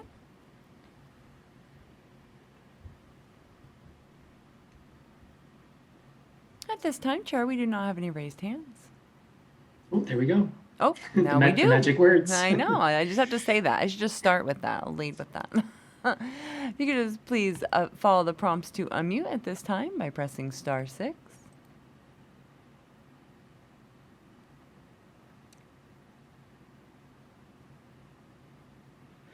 And caller 5546, your speaker order number will be number 12. If you'll please make note of that for future reference. And if you'll please let the mapper know what area you would like to discuss, the floor is yours. Yes, this is Donna Batchgalupi. I live in Siskiyou County. Doug LaMalfa is my assemblyman, and I would like to see our district remain the same. There's many reasons for that. We're a rancher. We raise cattle. We really would have nothing in interest with the coastal area as far as agriculture. Our congressman is a farmer, so he understands our issues. Another thing, the Republic. Are you there?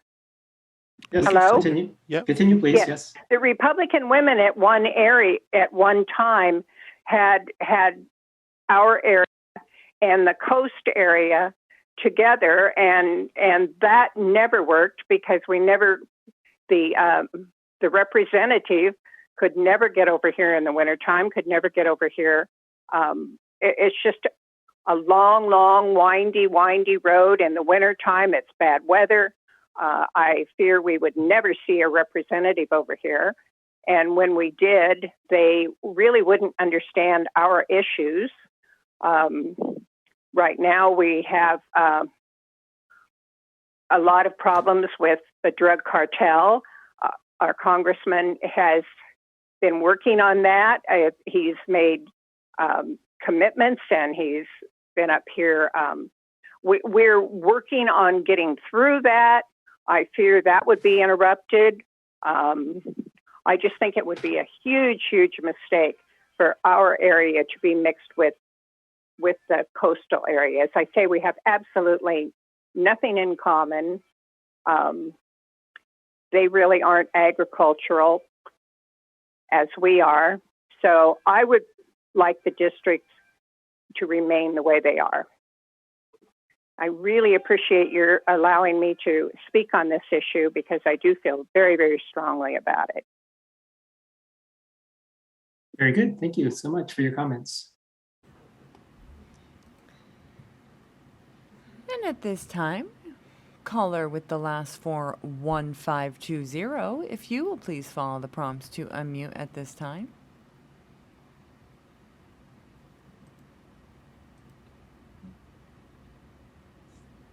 Caller 1520. Hello. Hi. Your speaker order Hi. Hi, real quick. Your speaker order number will be 13 if you'll please make note of that for future reference. And if you have an area you would like to discuss, please let the mapper know what that area is. And with that, the floor is yours. Thank you. And thank you so much, all of the commissioners, for hearing public comment. It's a great process.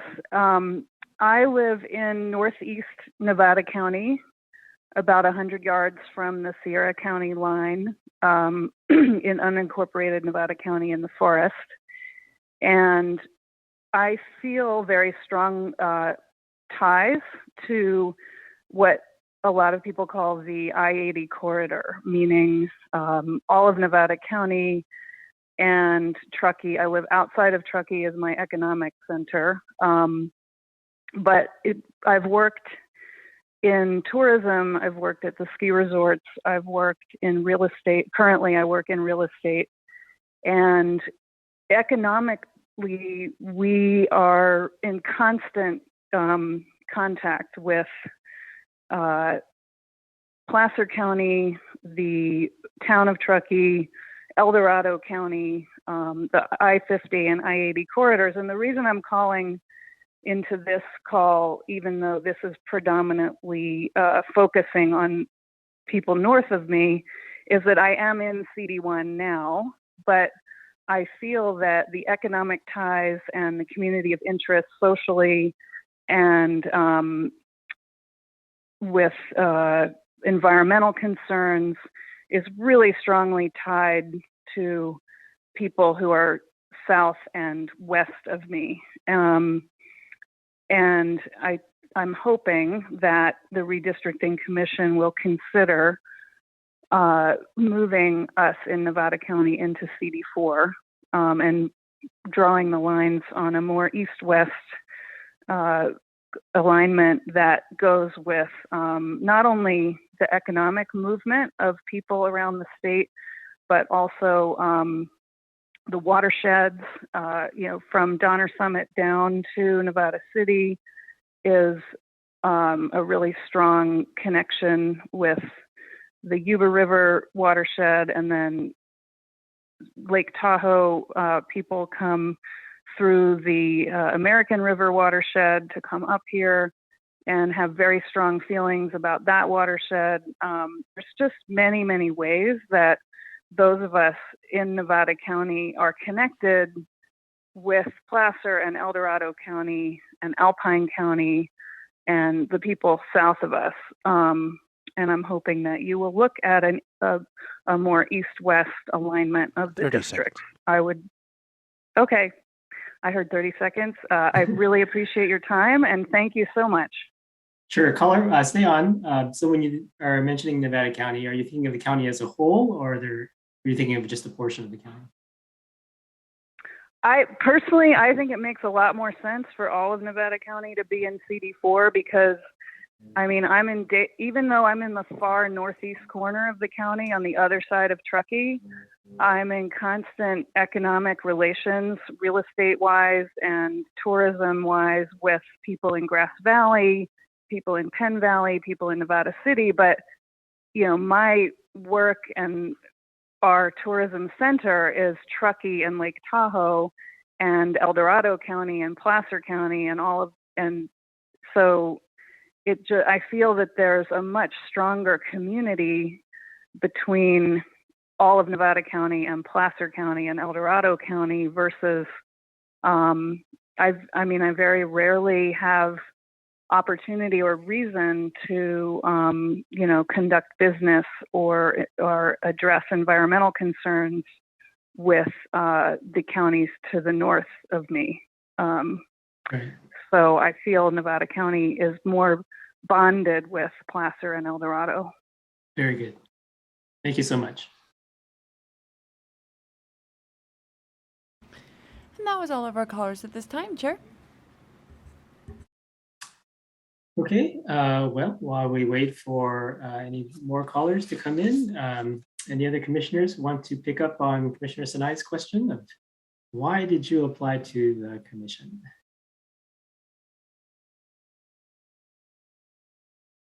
Commissioner Sinai. I guess it's only fair that I share my story. The way I tell it, at least for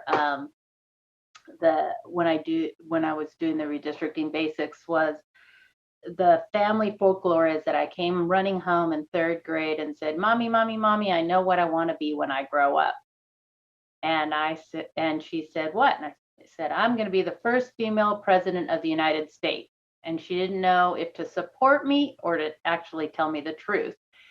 And the truth was that I couldn't be the president of the United States because I wasn't born in the United States. And according to my mom, I couldn't be president of, so she told me, you can't be president of the United States because you were born in Mexico. And you also can't be president of Mexico because according to her, your mother and your father had to be Mexican. So I kind of walked away and said, okay, I'll have to figure this out. And when my dad came home, I went running to my dad and said, "Papi, papi, papi, life's not fair." And I told him the story and he said, "Hey, honey, I grew up in Argentina and I always knew I couldn't be president of Argentina, even though I was 3rd generation, but I was Jewish and the Constitution said you had to be Catholic." And to me, it was kind of the start of realizing democracy is good, but it's not always inclusive. And so how do you create more inclusive processes?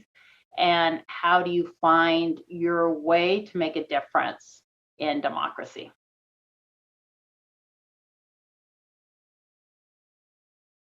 And here you are. That's great. Couldn't be so president, much. but I can be a commissioner. Yes. Okay, I think we have a caller, Katie. We do, Chair. Caller with the last 4 9516. If you'll please follow the prompts to unmute at this time.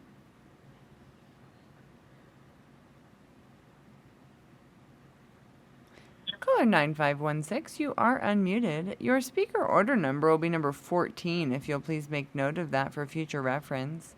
And if you'll please let the mapper know what area you would like to discuss, the floor is yours.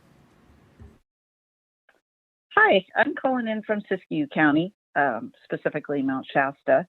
I have heard other people call in from Siskiyou County, and it's like we're living in a different place. The way I understood it, we're not supposed to talk about specific legislators, but I've heard a name a couple of times, and that name is somebody that does not represent me at all and does a horrible job up here. I would love to have somebody that believes in climate change work to make things better. I hear agriculture, that everybody we are so into agriculture, and there's a lot of things here that are not agriculture.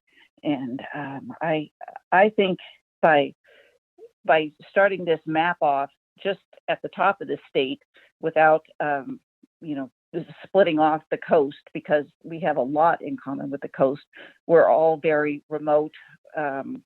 We don't have a lot of people. We have some of the same problems: lack of health care, that's closed, lack of shopping, those kind of things. I mean, I've been up there and it's very similar. So when people say that it's so different, I completely disagree with that. By grouping the top counties and kind of going straight across, I think it would be a really easy way for you guys to start with your redistricting, to have a compact square kind of at the top and then work your way down without gerrymandering stuff. You could just have these areas. I mean, obviously we are close together and we do belong together. Bringing in Humboldt County would be really a plus for us, because we could use another college. We could, get more people educated, have that in our district, have that same interest. I'm not sure, people want to talk about drugs or whatever. I don't see how that really fits in here. But anyway, my suggestion would be the very top, which would be Siskiyou County, Modoc County, Del Norte, Humboldt, Trinity, Shasta, Tehama, Lassen, Butte, Sierra Plumas. And then if you needed some more people, then you could grab the northern sections of either Mendocino County or Yuba County if you needed.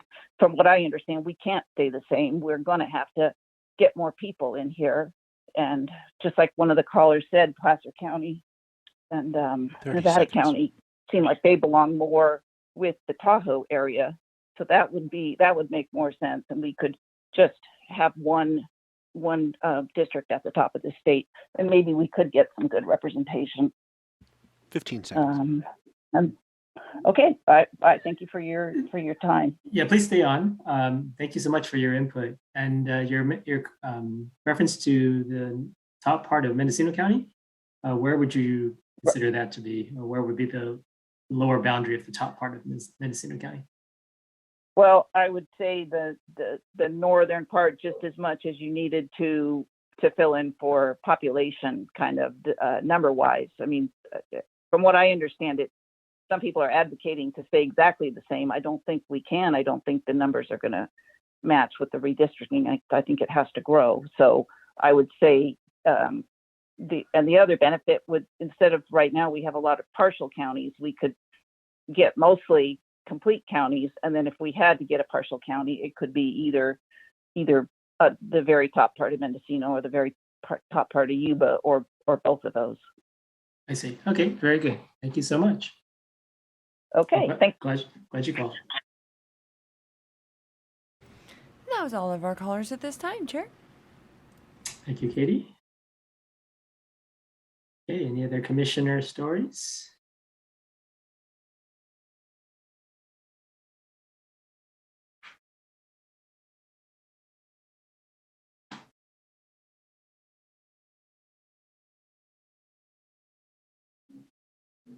We can also throw in any commissioner stories about experiences in the far north or connections.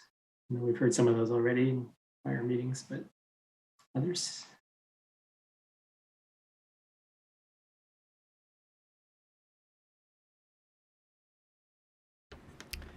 Chair, we do have someone who just called in. I'd like to remind those calling in, please press star 9 on your telephone keypad indicating you wish to give comment.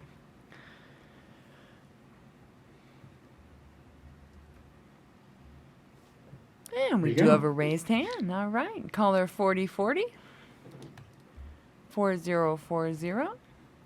If you will please follow the prompts to unmute by pressing star 6 at this time.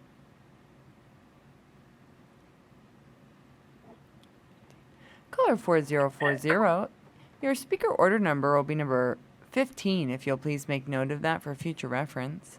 And if you'll please let the mapper know what area you would like to discuss, the floor is yours. Siskiyou County. Perfect. Go ahead. So, hi, my name is Danielle Lindler. I'm a small business owner based out of Siskiyou County and a professional forester. And it's my understanding that there's discussion about redistricting Siskiyou County out of District 1. And my concern is the geographic region of being on the I-5 corridor makes it easier for us to access our legislative district versus being a part of the coast, which there's no easy way to get to the coast, especially like right now when we have fires prohibiting our access to Highway 299. So I would encourage the parties that be to leave Siskiyou County in District 1 because of our geographic region in relationship to I-5. Thank you. Thank you, caller. That was all of our callers at this time, Chair. Okay, thank you, Katie. We'll continue to wait. Any commissioner shares while we're waiting?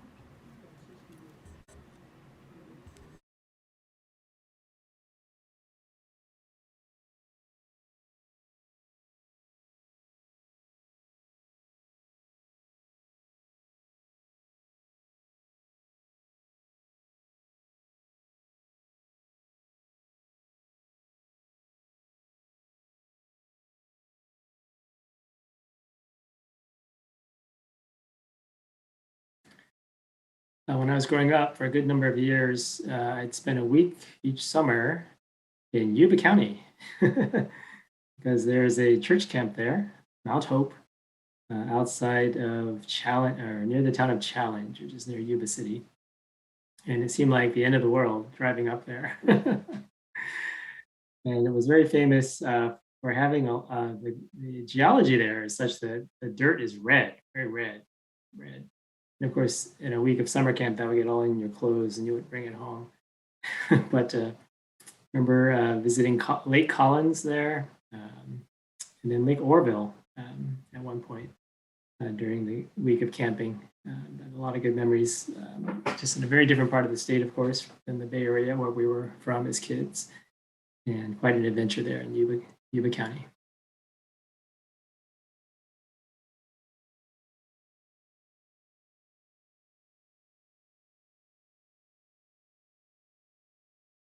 Any other stories or shares?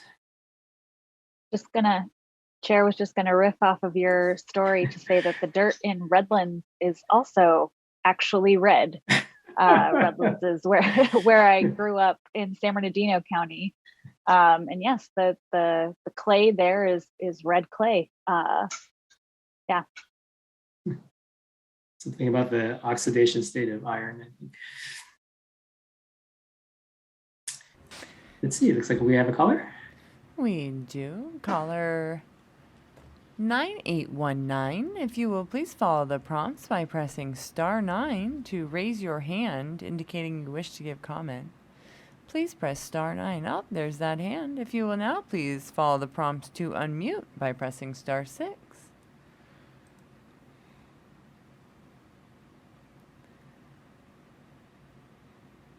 Caller 9819, you are unmuted. Your speaker order number will be number 16. If you will please make note of that for future reference.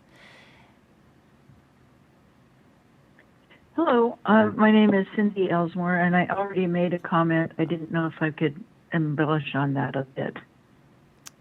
You may. Okay. So Congressional District 1 has 3 partial counties in it. A very small part of Glenn County, a very small part of Placer County, and the western part of Nevada County. If Nevada County joins CD4, and it only seems logical that they should with their tribal orientation, we would have far fewer people in our district, and so we need to have a larger population. We're trying to be a compact and contiguous district that has common values and common issues, which is why Humboldt and Del Norte and Trinity would be logical additions to our district. In addition, many of our kids, I live in Sierra County, which is about the farthest from Humboldt, but our kids have gone to college at Humboldt State, and we have family ties there, and also a number of friends in that area. All of the counties in our district are poor, you know. We all have problems like terrible broadband access and the fires and all of that. But we all pretty much have rural values and like where we live, and it is miserable going shopping an hour and a half to get to a Safeway. But we put up with that because we love where we live. And I think this is the best. 30 seconds. This is the most comfortable orientation that we would like, instead of being grouped with the Central Valley counties of Glen, 15. Colusa, Yuba, Sutter. And so just consider that. Thank you. You have a hard job to do. Bye. Thank you, caller. That is all of our callers at this time. Okay, unless there's any other commissioner shares or stories, I'm thinking we should go to one of our videos. And so I believe we have a 5-minute video on our COI input tool, and also another video on how to divide counties. I wonder if we could run those back to back. How much time would that be, Christian? That'll be 10 minutes, Chair. Okay, why don't we go ahead and run those back to back then? Welcome back to our California Citizens Redistricting Commission Communities of Interest Input meeting. We continue to take calls from those, whether or not you had an appointment for this meeting. At this point, we'll also take public comment on any other matter for the commission. So community of interest input or public comment at this time.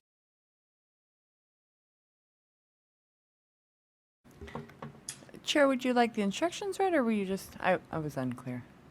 Oh, I'm sorry. Yeah, sure. Let's have the instructions as well. Okay. The Commission will now be taking community of interest input and general public comment for items not on the agenda at this time. To call in, dial the telephone number provided on the live stream feed. It is 877-853-5247. When prompted, enter the meeting ID number 812-3136-6136 for this meeting. When prompted to enter a participant ID, simply press the pound key. Once you have dialed in, you will be placed in a queue. To indicate you wish to comment, please press star 9. This will raise your hand for the moderator. When it is your turn to speak, you will hear a message that says, the host would like you to talk, and to press star 6 to speak. If you would like to give your name, please state and spell it for the record. You are not required to provide your name to give public comment. Please make sure to mute your computer or live stream audio to prevent any feedback or distortion during your call. Once you are waiting in the queue, be alert for when it is your turn to speak, and again, please turn down the live stream volume. And at this time, Chair, we do not have any callers in the queue. Hey, thank you, Katie. We'll continue to wait. Any other commissioner shares? Why you joined the commission, or any shares about experiences in the far north?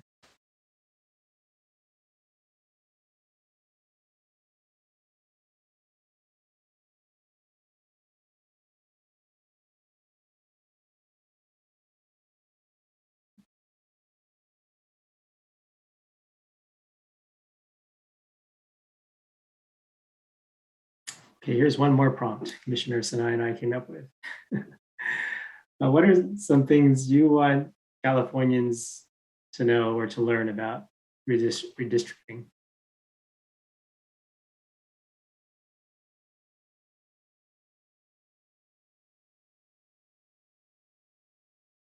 Commissioner Sinai.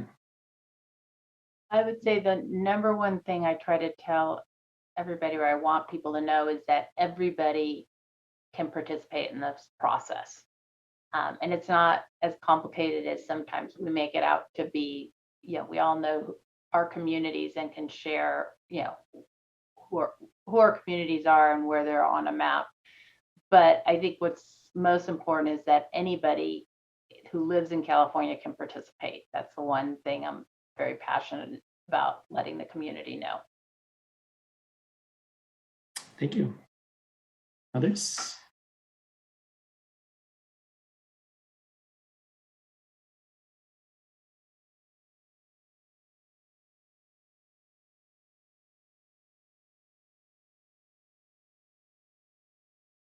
I know Commissioner Anderson has a few things she's passionate about. Okay, you're getting called out. I'm called out. Well, I was actually thinking I haven't said why I joined the commission, why I applied. And it's hard to go after all the commissioners have been so eloquent. But I actually applied because I've been involved, get involved locally, think globally, act locally. And I've always done that. But I've always been similar to what I think Commissioner Yee said. I've always been a person who people who don't want to speak up come over and quietly tell me what they want me to say. And I've heard that from many, many people who, from very conservative to very liberal, because I live in Berkeley. So you have very extremes. And I've been the one who stands up and said, well, some people think this and this and this. So I've always felt I'm a voice of multiple sides and someone has to speak up. And to get all of those voices who really have good things to say, but don't want to speak up. And so I've often been looking for, how can I get involved? How can I make everyone realize we have a lot more in common? We don't have to be extreme on one side, extreme on the other. That's, the politician's job. That's the newspaper's job, to sell product. But it's not the way to get things done. But most of the activities that are come about or something are very political, which what Commissioner Vasquez said. It's I have no intention of running for office. But I like to say I speak for the trees. I speak for the other people who don't speak up. And I do speak for the trees. Actually, that is one of my issues as well. But I always felt like, how can I participate? And I'm a structural engineer. And when I heard about this commission and this idea, I thought, here's a way I can help. What I do every day professionally is I take abstract ideas. Well, I think this, well, I think that, well, it might be, and put them together on paper, two-dimensional. And I'm used to working with, how do we do this or how do we do that over there? And putting all those together like a puzzle piece and going, this will address that, and this answer will address this, and putting it all together, that multiple pieces, like as Commissioner Forciari said, systems. That's what I do.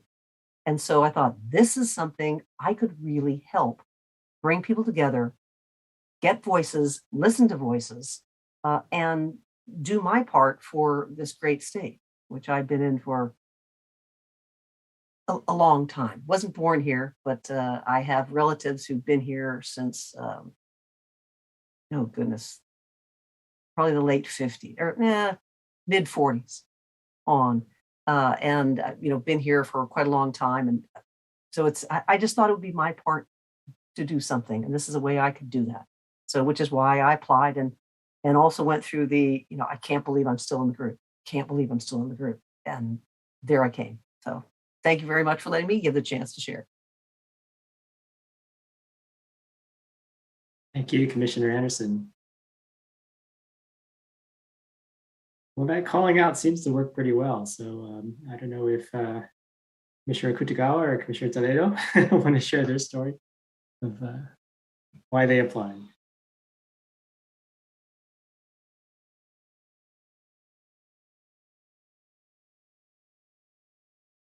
Do you want to go first, Commissioner? Kutagawa, I'll go after. I was like I can go trying first to scroll. too. It doesn't matter. I was trying to scroll down to you to see. It's like, are you going to talk first, or do you want me to talk first? I'm fine either way. I'm fine either way too. All right, I guess. Okay, I'll go. I'll go then, and I'll share why I applied. I guess one, I do want to just acknowledge, Commissioner Taylor, I really appreciated what you said, and it was once you said it, I thought, yeah, that makes so much sense. I think for me, I initially, I did apply partly because kind of like Commissioner Turner, I had just heard through community sources that, okay, that there was a desire to have additional applicants who, brought diversity to the pool. So I thought, okay, I'll just, at least kind of like what she says, at least I know I applied and but honestly, I never really thought I would get this far. And I just thought, well, at least then, the possibility of having a more diverse slate happens when you have a diverse pool to begin with. So I just figure, well, I'll just kind of, be part of that. But also partly, I also thought, all right, there's some work involved in putting in the application. And so I thought, okay, I really had to think hard about why. And part of it is I think not unlike a lot of others, I wanted to do something, I guess in some ways, I feel like I am just kind of like a normal everyday person, that my knowledge and my involvement in redistricting was pretty limited, other than, I knew about that redistricting is something that happens. I didn't know the ins and outs of redistricting in itself. But I felt that as a person who runs an organization focused on developing and really trying to inspire and empower a diverse community to really step up to leadership opportunities, I felt like I needed to do something similar, and I wanted to do something in which I would be able to give back to a diverse group of people, but to be able to do so in a way that I kind of feel like a lot of what everybody has already said, I have reflected in my story. I'm not interested in running for office. I like the idea of being not one side or the other, but really to ensure fair representation for, for the people of California, and to bring my experiences and my perspectives to a body that represents a diverse state, and to also listen and hear, and to ensure that, the voices amongst all of the different, places, counties, corners of, up and down the state of California could be included. And so that's, lo and behold, I think I think Commissioner Turner and Commissioner Anderson both said, every time I got a note that said I got moved to the next part, I thought, oh my gosh, okay, well, I'm sure I'm not going to make it to the next one. And then next thing I know, I'm like, oh my gosh, this could actually happen. And so, here I am, and, just really want to say that I've enjoyed the time and the conversations and the considerations of this entire body. Thank you so much, Commissioner Kitagawa. I think we do have a caller. We do, Chair. I would like to invite those that have called in to please press star 9 if they wish to give comment. Please press star 9 on your telephone keypad if you wish to give comment at this time. Thank you so much. I see that hand. If you now please follow the prompts to unmute by pressing star 6 on your telephone keypad.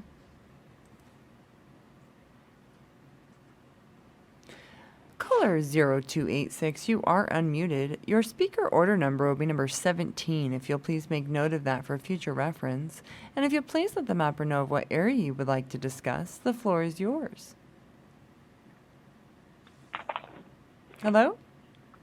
Hello. Sorry, I've never done this before. I wasn't sure if I was waiting until the number 17 to be called.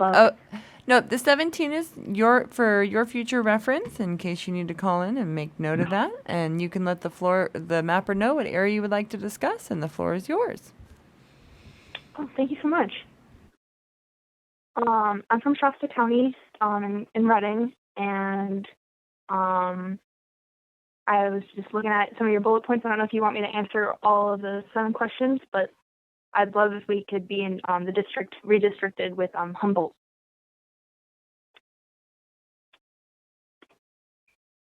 Sure, and let us know why that is. What connects the two together for you? I love just like how green it is out there, and like obviously it's like a little bit different from this area, but I'm part of Sunrise Reading, and we're gonna be marching tomorrow for a tree ordinance, and I just think it'd be really cool to work together more with Humboldt and like be connected and have more common goals in making Reading a greener space.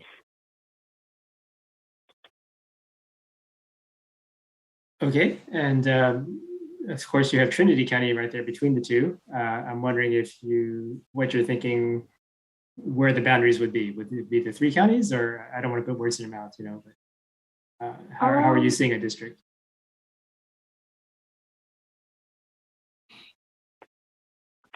I'm not really sure if it could be like a broader, like inclusive area. I'm sorry. No problem. I didn't figure out that specific part. But it sounds like the forest interests are what you have in mind mostly. Okay. Yeah. So just geographically, the coastal forest, of course, and then are you thinking all of Shasta County, or just trying to get some geography to put on paper for your thoughts?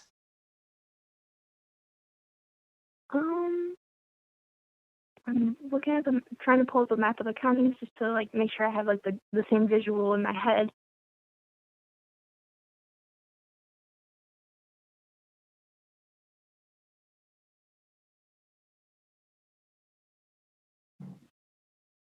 Were you asking if like to group Humboldt, Trinity, and Shasta together, or? Well, just wondering, if it's just Shasta and Humboldt, and that's really the two that you feel are connected, that's fine. That's plenty, and we can just go with that. Just wanted to make sure we didn't miss anything. Yeah. Yeah. Okay, that's fine. All good. Thanks. Thank you. Thank you for calling. Yeah. Thank you so much. At this time, we do have a unique ID number 004. If you will please use the raise your hand button at the bottom of your screen to raise your hand. If you will please use the raise your hand button at the bottom of your screen to raise your hand, indicating you wish to give comment at this time, as you do have an appointment during this session. As unique ID number 004.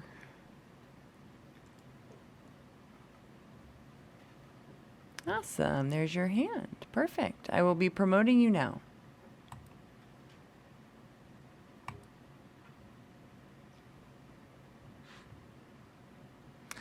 (004). Your speaker order number will be number 18, if you'll please make note of that for future reference. You can now enable your audio and video in the lower left corner of your screen. If you'll please let the mapper know what area you would like to discuss today, the floor is yours.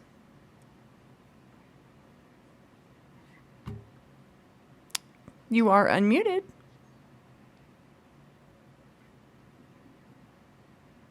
Unique ID code 004.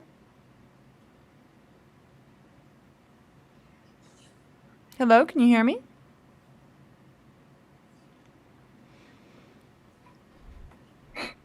Hello, can you hear me? Cameron Middleton? Hello? I am on via phone. Oh, okay. 7106. Got it. I will unmute you. One moment. Or will you unmute yourself? On the phone, if you can press *6, it will unmute you on your phone.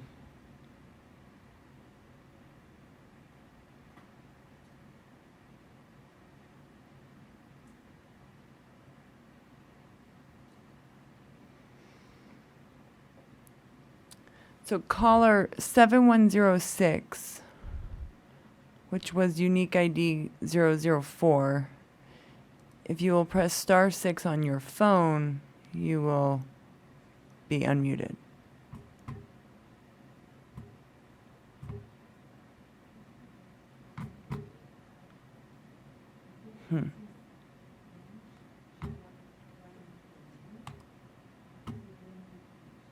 I can hear you. Hello. I cannot hear you because of, if you are on your phone, if you check your audio settings, you'll have to see what microphone you have selected. We cannot hear you at this time. If you would like to hang up and then just call in on your telephone,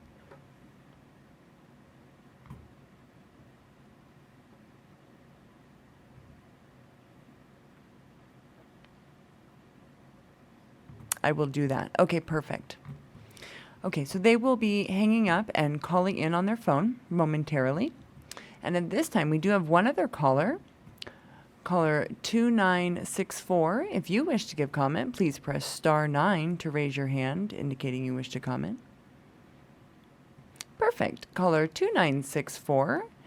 If you will please follow the prompts to unmute at this time.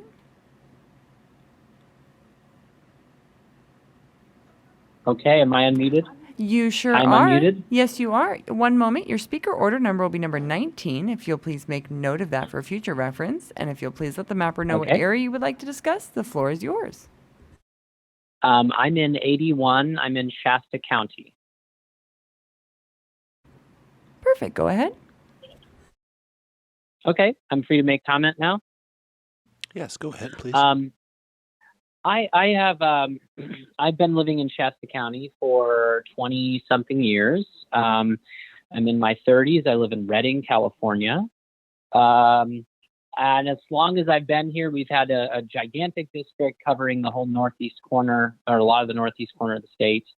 And so I think it would be really wonderful to be redistricted a little bit and get more connection to the coastal area in our state as well. I know that I have gone over there many times to the coastal area. I think there's a very diverse group of people there. There is much more of a consciousness about environmentalism there.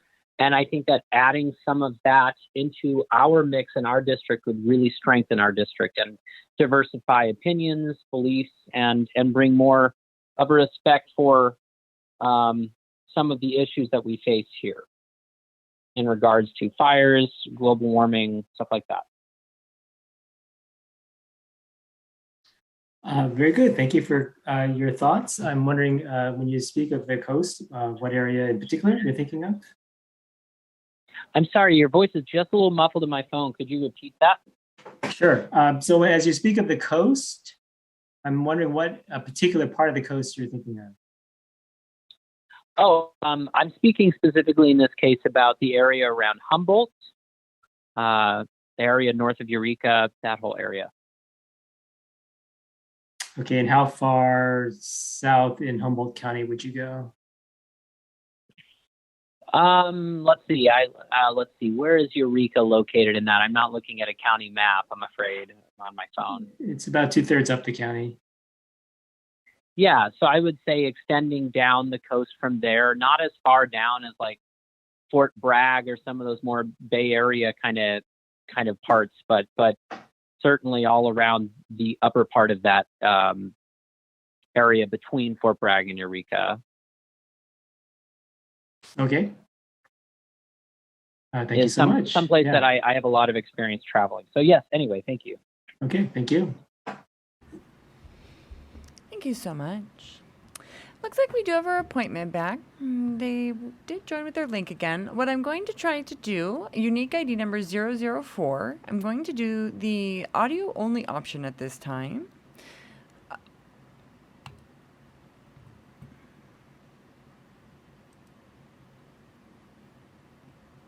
Can you hear me now? Yes, we can. Perfect. Okay, wonderful. So sorry about the That's technical difficulties on All that. good, all good. The floor, so your speaker order number will be number 18 still, if you'll make note of that for future reference. And if you'll let the Will mapper do. know what area you'd like to discuss, the floor is yours.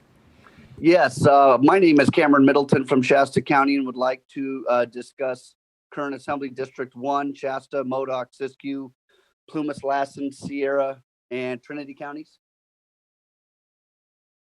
Thank you. Go ahead, please. Yeah, I think really from our standpoint here, one of the critical issues of our area is fire between the Dixie Fire, Carr Fire, Rush, Camp. Gosh, we've had the Hertz Fire, so many. That to keep these areas together is very important. I think to have a representative in this area that can work with emergency services, as well as media in this area, really can help truly keep people informed. And what we've seen as well, having lived through it, is save lives. A big portion of that is Reading. Being from Reading, we are the major media market in this area, and we really cover this greater extended area. People watch the news, listen to the radio from Reading, and it's where we have a single point of central services as well. Emergency services are organized with Shasta County really being at the core and Reading being at the core. Cal OES, our Fire and Rescue Division, is Shasta, Siskiyou, Lassen, Modoc, Sierra, Trinity, Plumas, parts of Butte counties. Caltrans District 2 is another. We have different breakdowns. That breakdown includes Shasta and Siskiyou, Lassen, Modoc, Plumas and Trinity, California Public Health, and even emergency and medical operations include Shasta, Siskiyou, Modoc, Lassen, Plumas. My family's been from Shasta, Trinity, and Lassen counties for about 150 years, and they really are a cohesive unit for so many reasons. And the smaller rural counties up here in the north really look in a lot of ways to Shasta County and Reading for those emergency services, medical services, media, even educational opportunities. So I think it's very important as well that we really keep those counties that border Shasta County in all directions, but particularly north, west, and east, and keep those counties in a cohesive unit. I think the other one too, where we're really starting to see some progress, especially starting out of Reading and now moving outward, is with better broadband services. 30 seconds. And we really have the pipeline going up through Shasta and Siskiyou counties, and are able to then work on getting those to the counties both to the west and the east.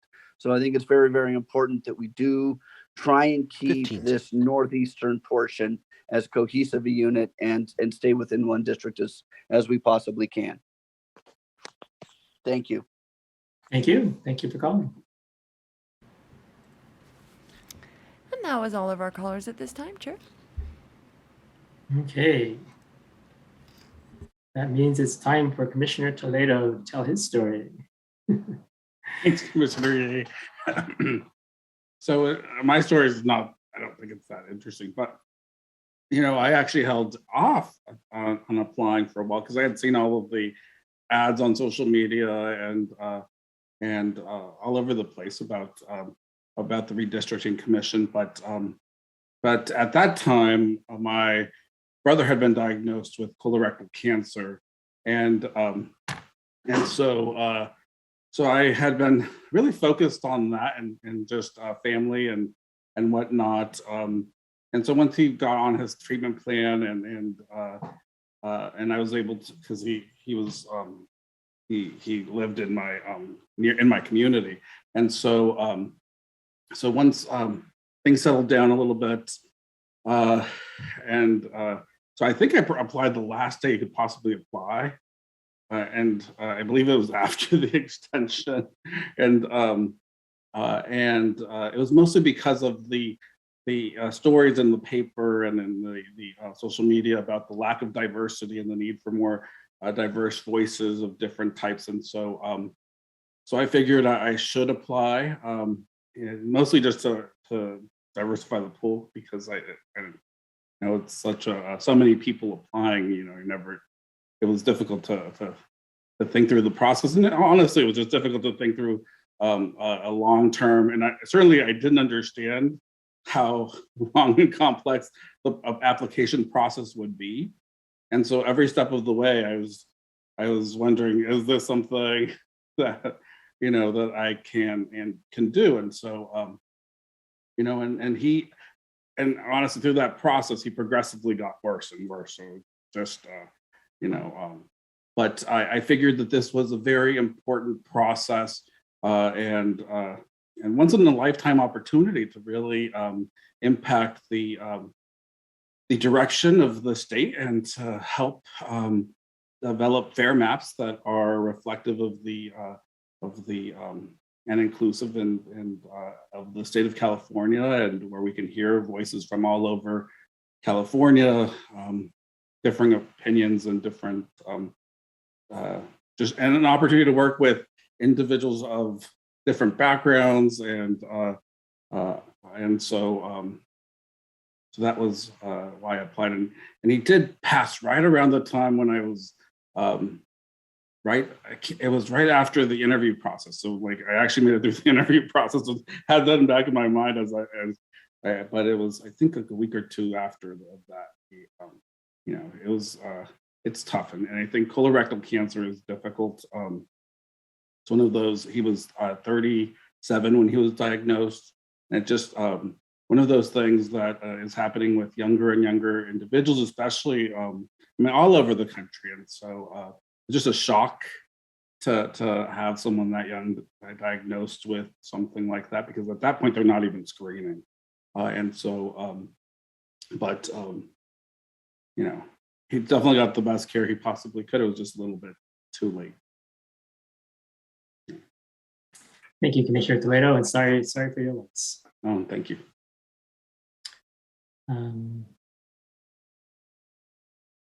Did anyone else want to share? Did we get to everyone who wants to share? Commissioner Yee? Yes, Commissioner Ahmed. Yeah, I can share. Thank you to everyone who shared their story. It's really heartwarming to hear. We have such a great group of Californians here at the table doing this work. But for me, I heard the ad on the radio, and I had to go home and Google and check to see if I even qualified. And it turned out that I had barely made the cutoff, as one of the qualifications was you had to have voted in 2 out of the 3 previous statewide elections. And I only had 2 statewide elections after I turned 18. So I would have had to have been civically engaged as soon as I turned 18 to qualify for this cycle's redistricting process to serve on the commission. So I checked all the boxes, and I put in my application, not thinking, just like many of you, that I would continue through the process. And every step of the way that I did, I got more and more invested. I Googled a lot more. I looked at just redistricting overall, the process around the country, how different states are conducting the process, and then what we have here in California, and just looking at the history of the initiative itself and how it came to be. And it was really inspiring to see that, you know, from top to bottom, this process was built by Californians. There was no one in a seat of power that turned around and said, hey, how about we give this to the people? We had to fight for it. And we had to fight for our commission to exist. And we're going to continue having to fight for our commission to exist, to do this work for the people. And I similarly heard from others that I don't really have an interest in serving in politics. It's become quite contentious just watching it from afar. So I can't imagine day in and day out if that was my job. So this opportunity kind of was the perfect way for me to get involved in something sort of political, but also not too involved in the long run. So I'm excited to be here, and I'm so grateful. I'm still in shock and awe that I'm serving on the commission and get to learn from all of you, and as well as all of our fellow Californians. And thank you for these prompts. They're very interesting. Thank you, Commissioner Ahmed. I happened to see your interview and you were great. I was pulling for you to get on the commission after I saw it. I watched it afterwards, and it was very cringe. Oh, no. I was like, oh, this is so weird watching myself talk on these questions. I could have done better on certain questions, but hey, we're all here now, so. Absolutely. Anyone else?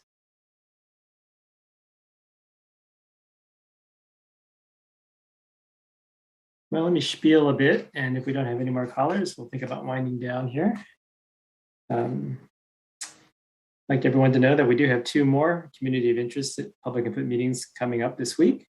The first one is on Thursday, the 12th at 3 p.m. For that one, we'll be back focused on Los Angeles County and its surrounding areas, and we will have Spanish, Armenian, Farsi, and Khmer listening lines. And you don't have to request those, those will be automatically provided. On the next day, on Friday the 13th at 3 p.m., our meeting will focus on Imperial and San Diego counties and their surrounding areas. And for that meeting on Friday the 13th, we'll have Spanish, Tagalog, and Arabic listening lines. Registration for those meetings will close 2 calendar days before each of the meetings at 5 p.m. However, you do not have to have an appointment to give comment, although we do suggest it. The next business meeting that we have coming up is tomorrow, the 10th at 9:30 a.m. You're always welcome to call any community of interest meeting, whether or not the focus is on the area you wish to comment about.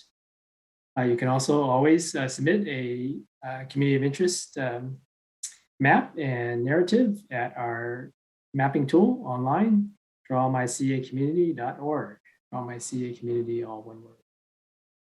You can also always find us on social media. Our website, wedrawthelineca.org. We Draw the Line CA, all one word, CA for California, wedrawthelineca.org. There you can sign up for emails and learn much more about the commission. You can watch meeting videos, and eventually you'll be able to look up community of interest input submissions.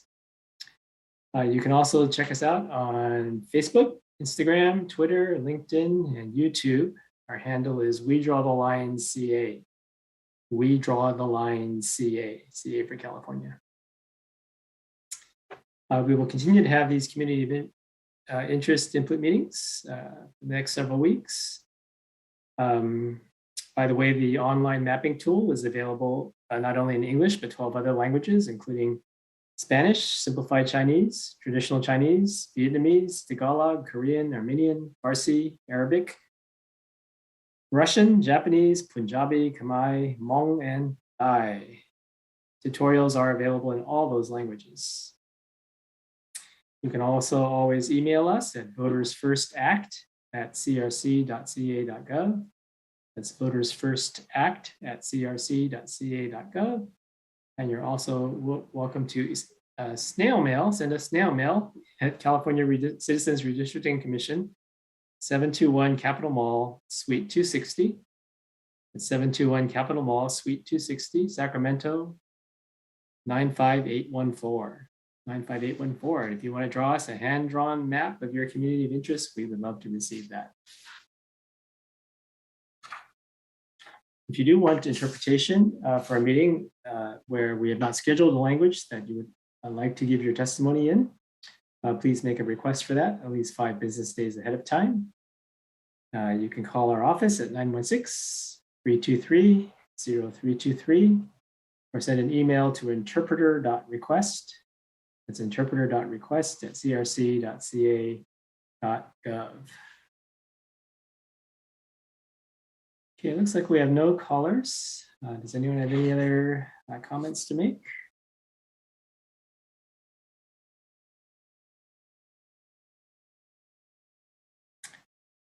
If not, look forward to our business meeting tomorrow starting at 9:30 with Commissioner Akutagawa chairing.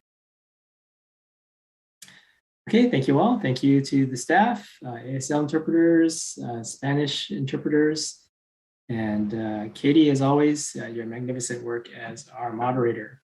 Thank you all. This meeting is adjourned.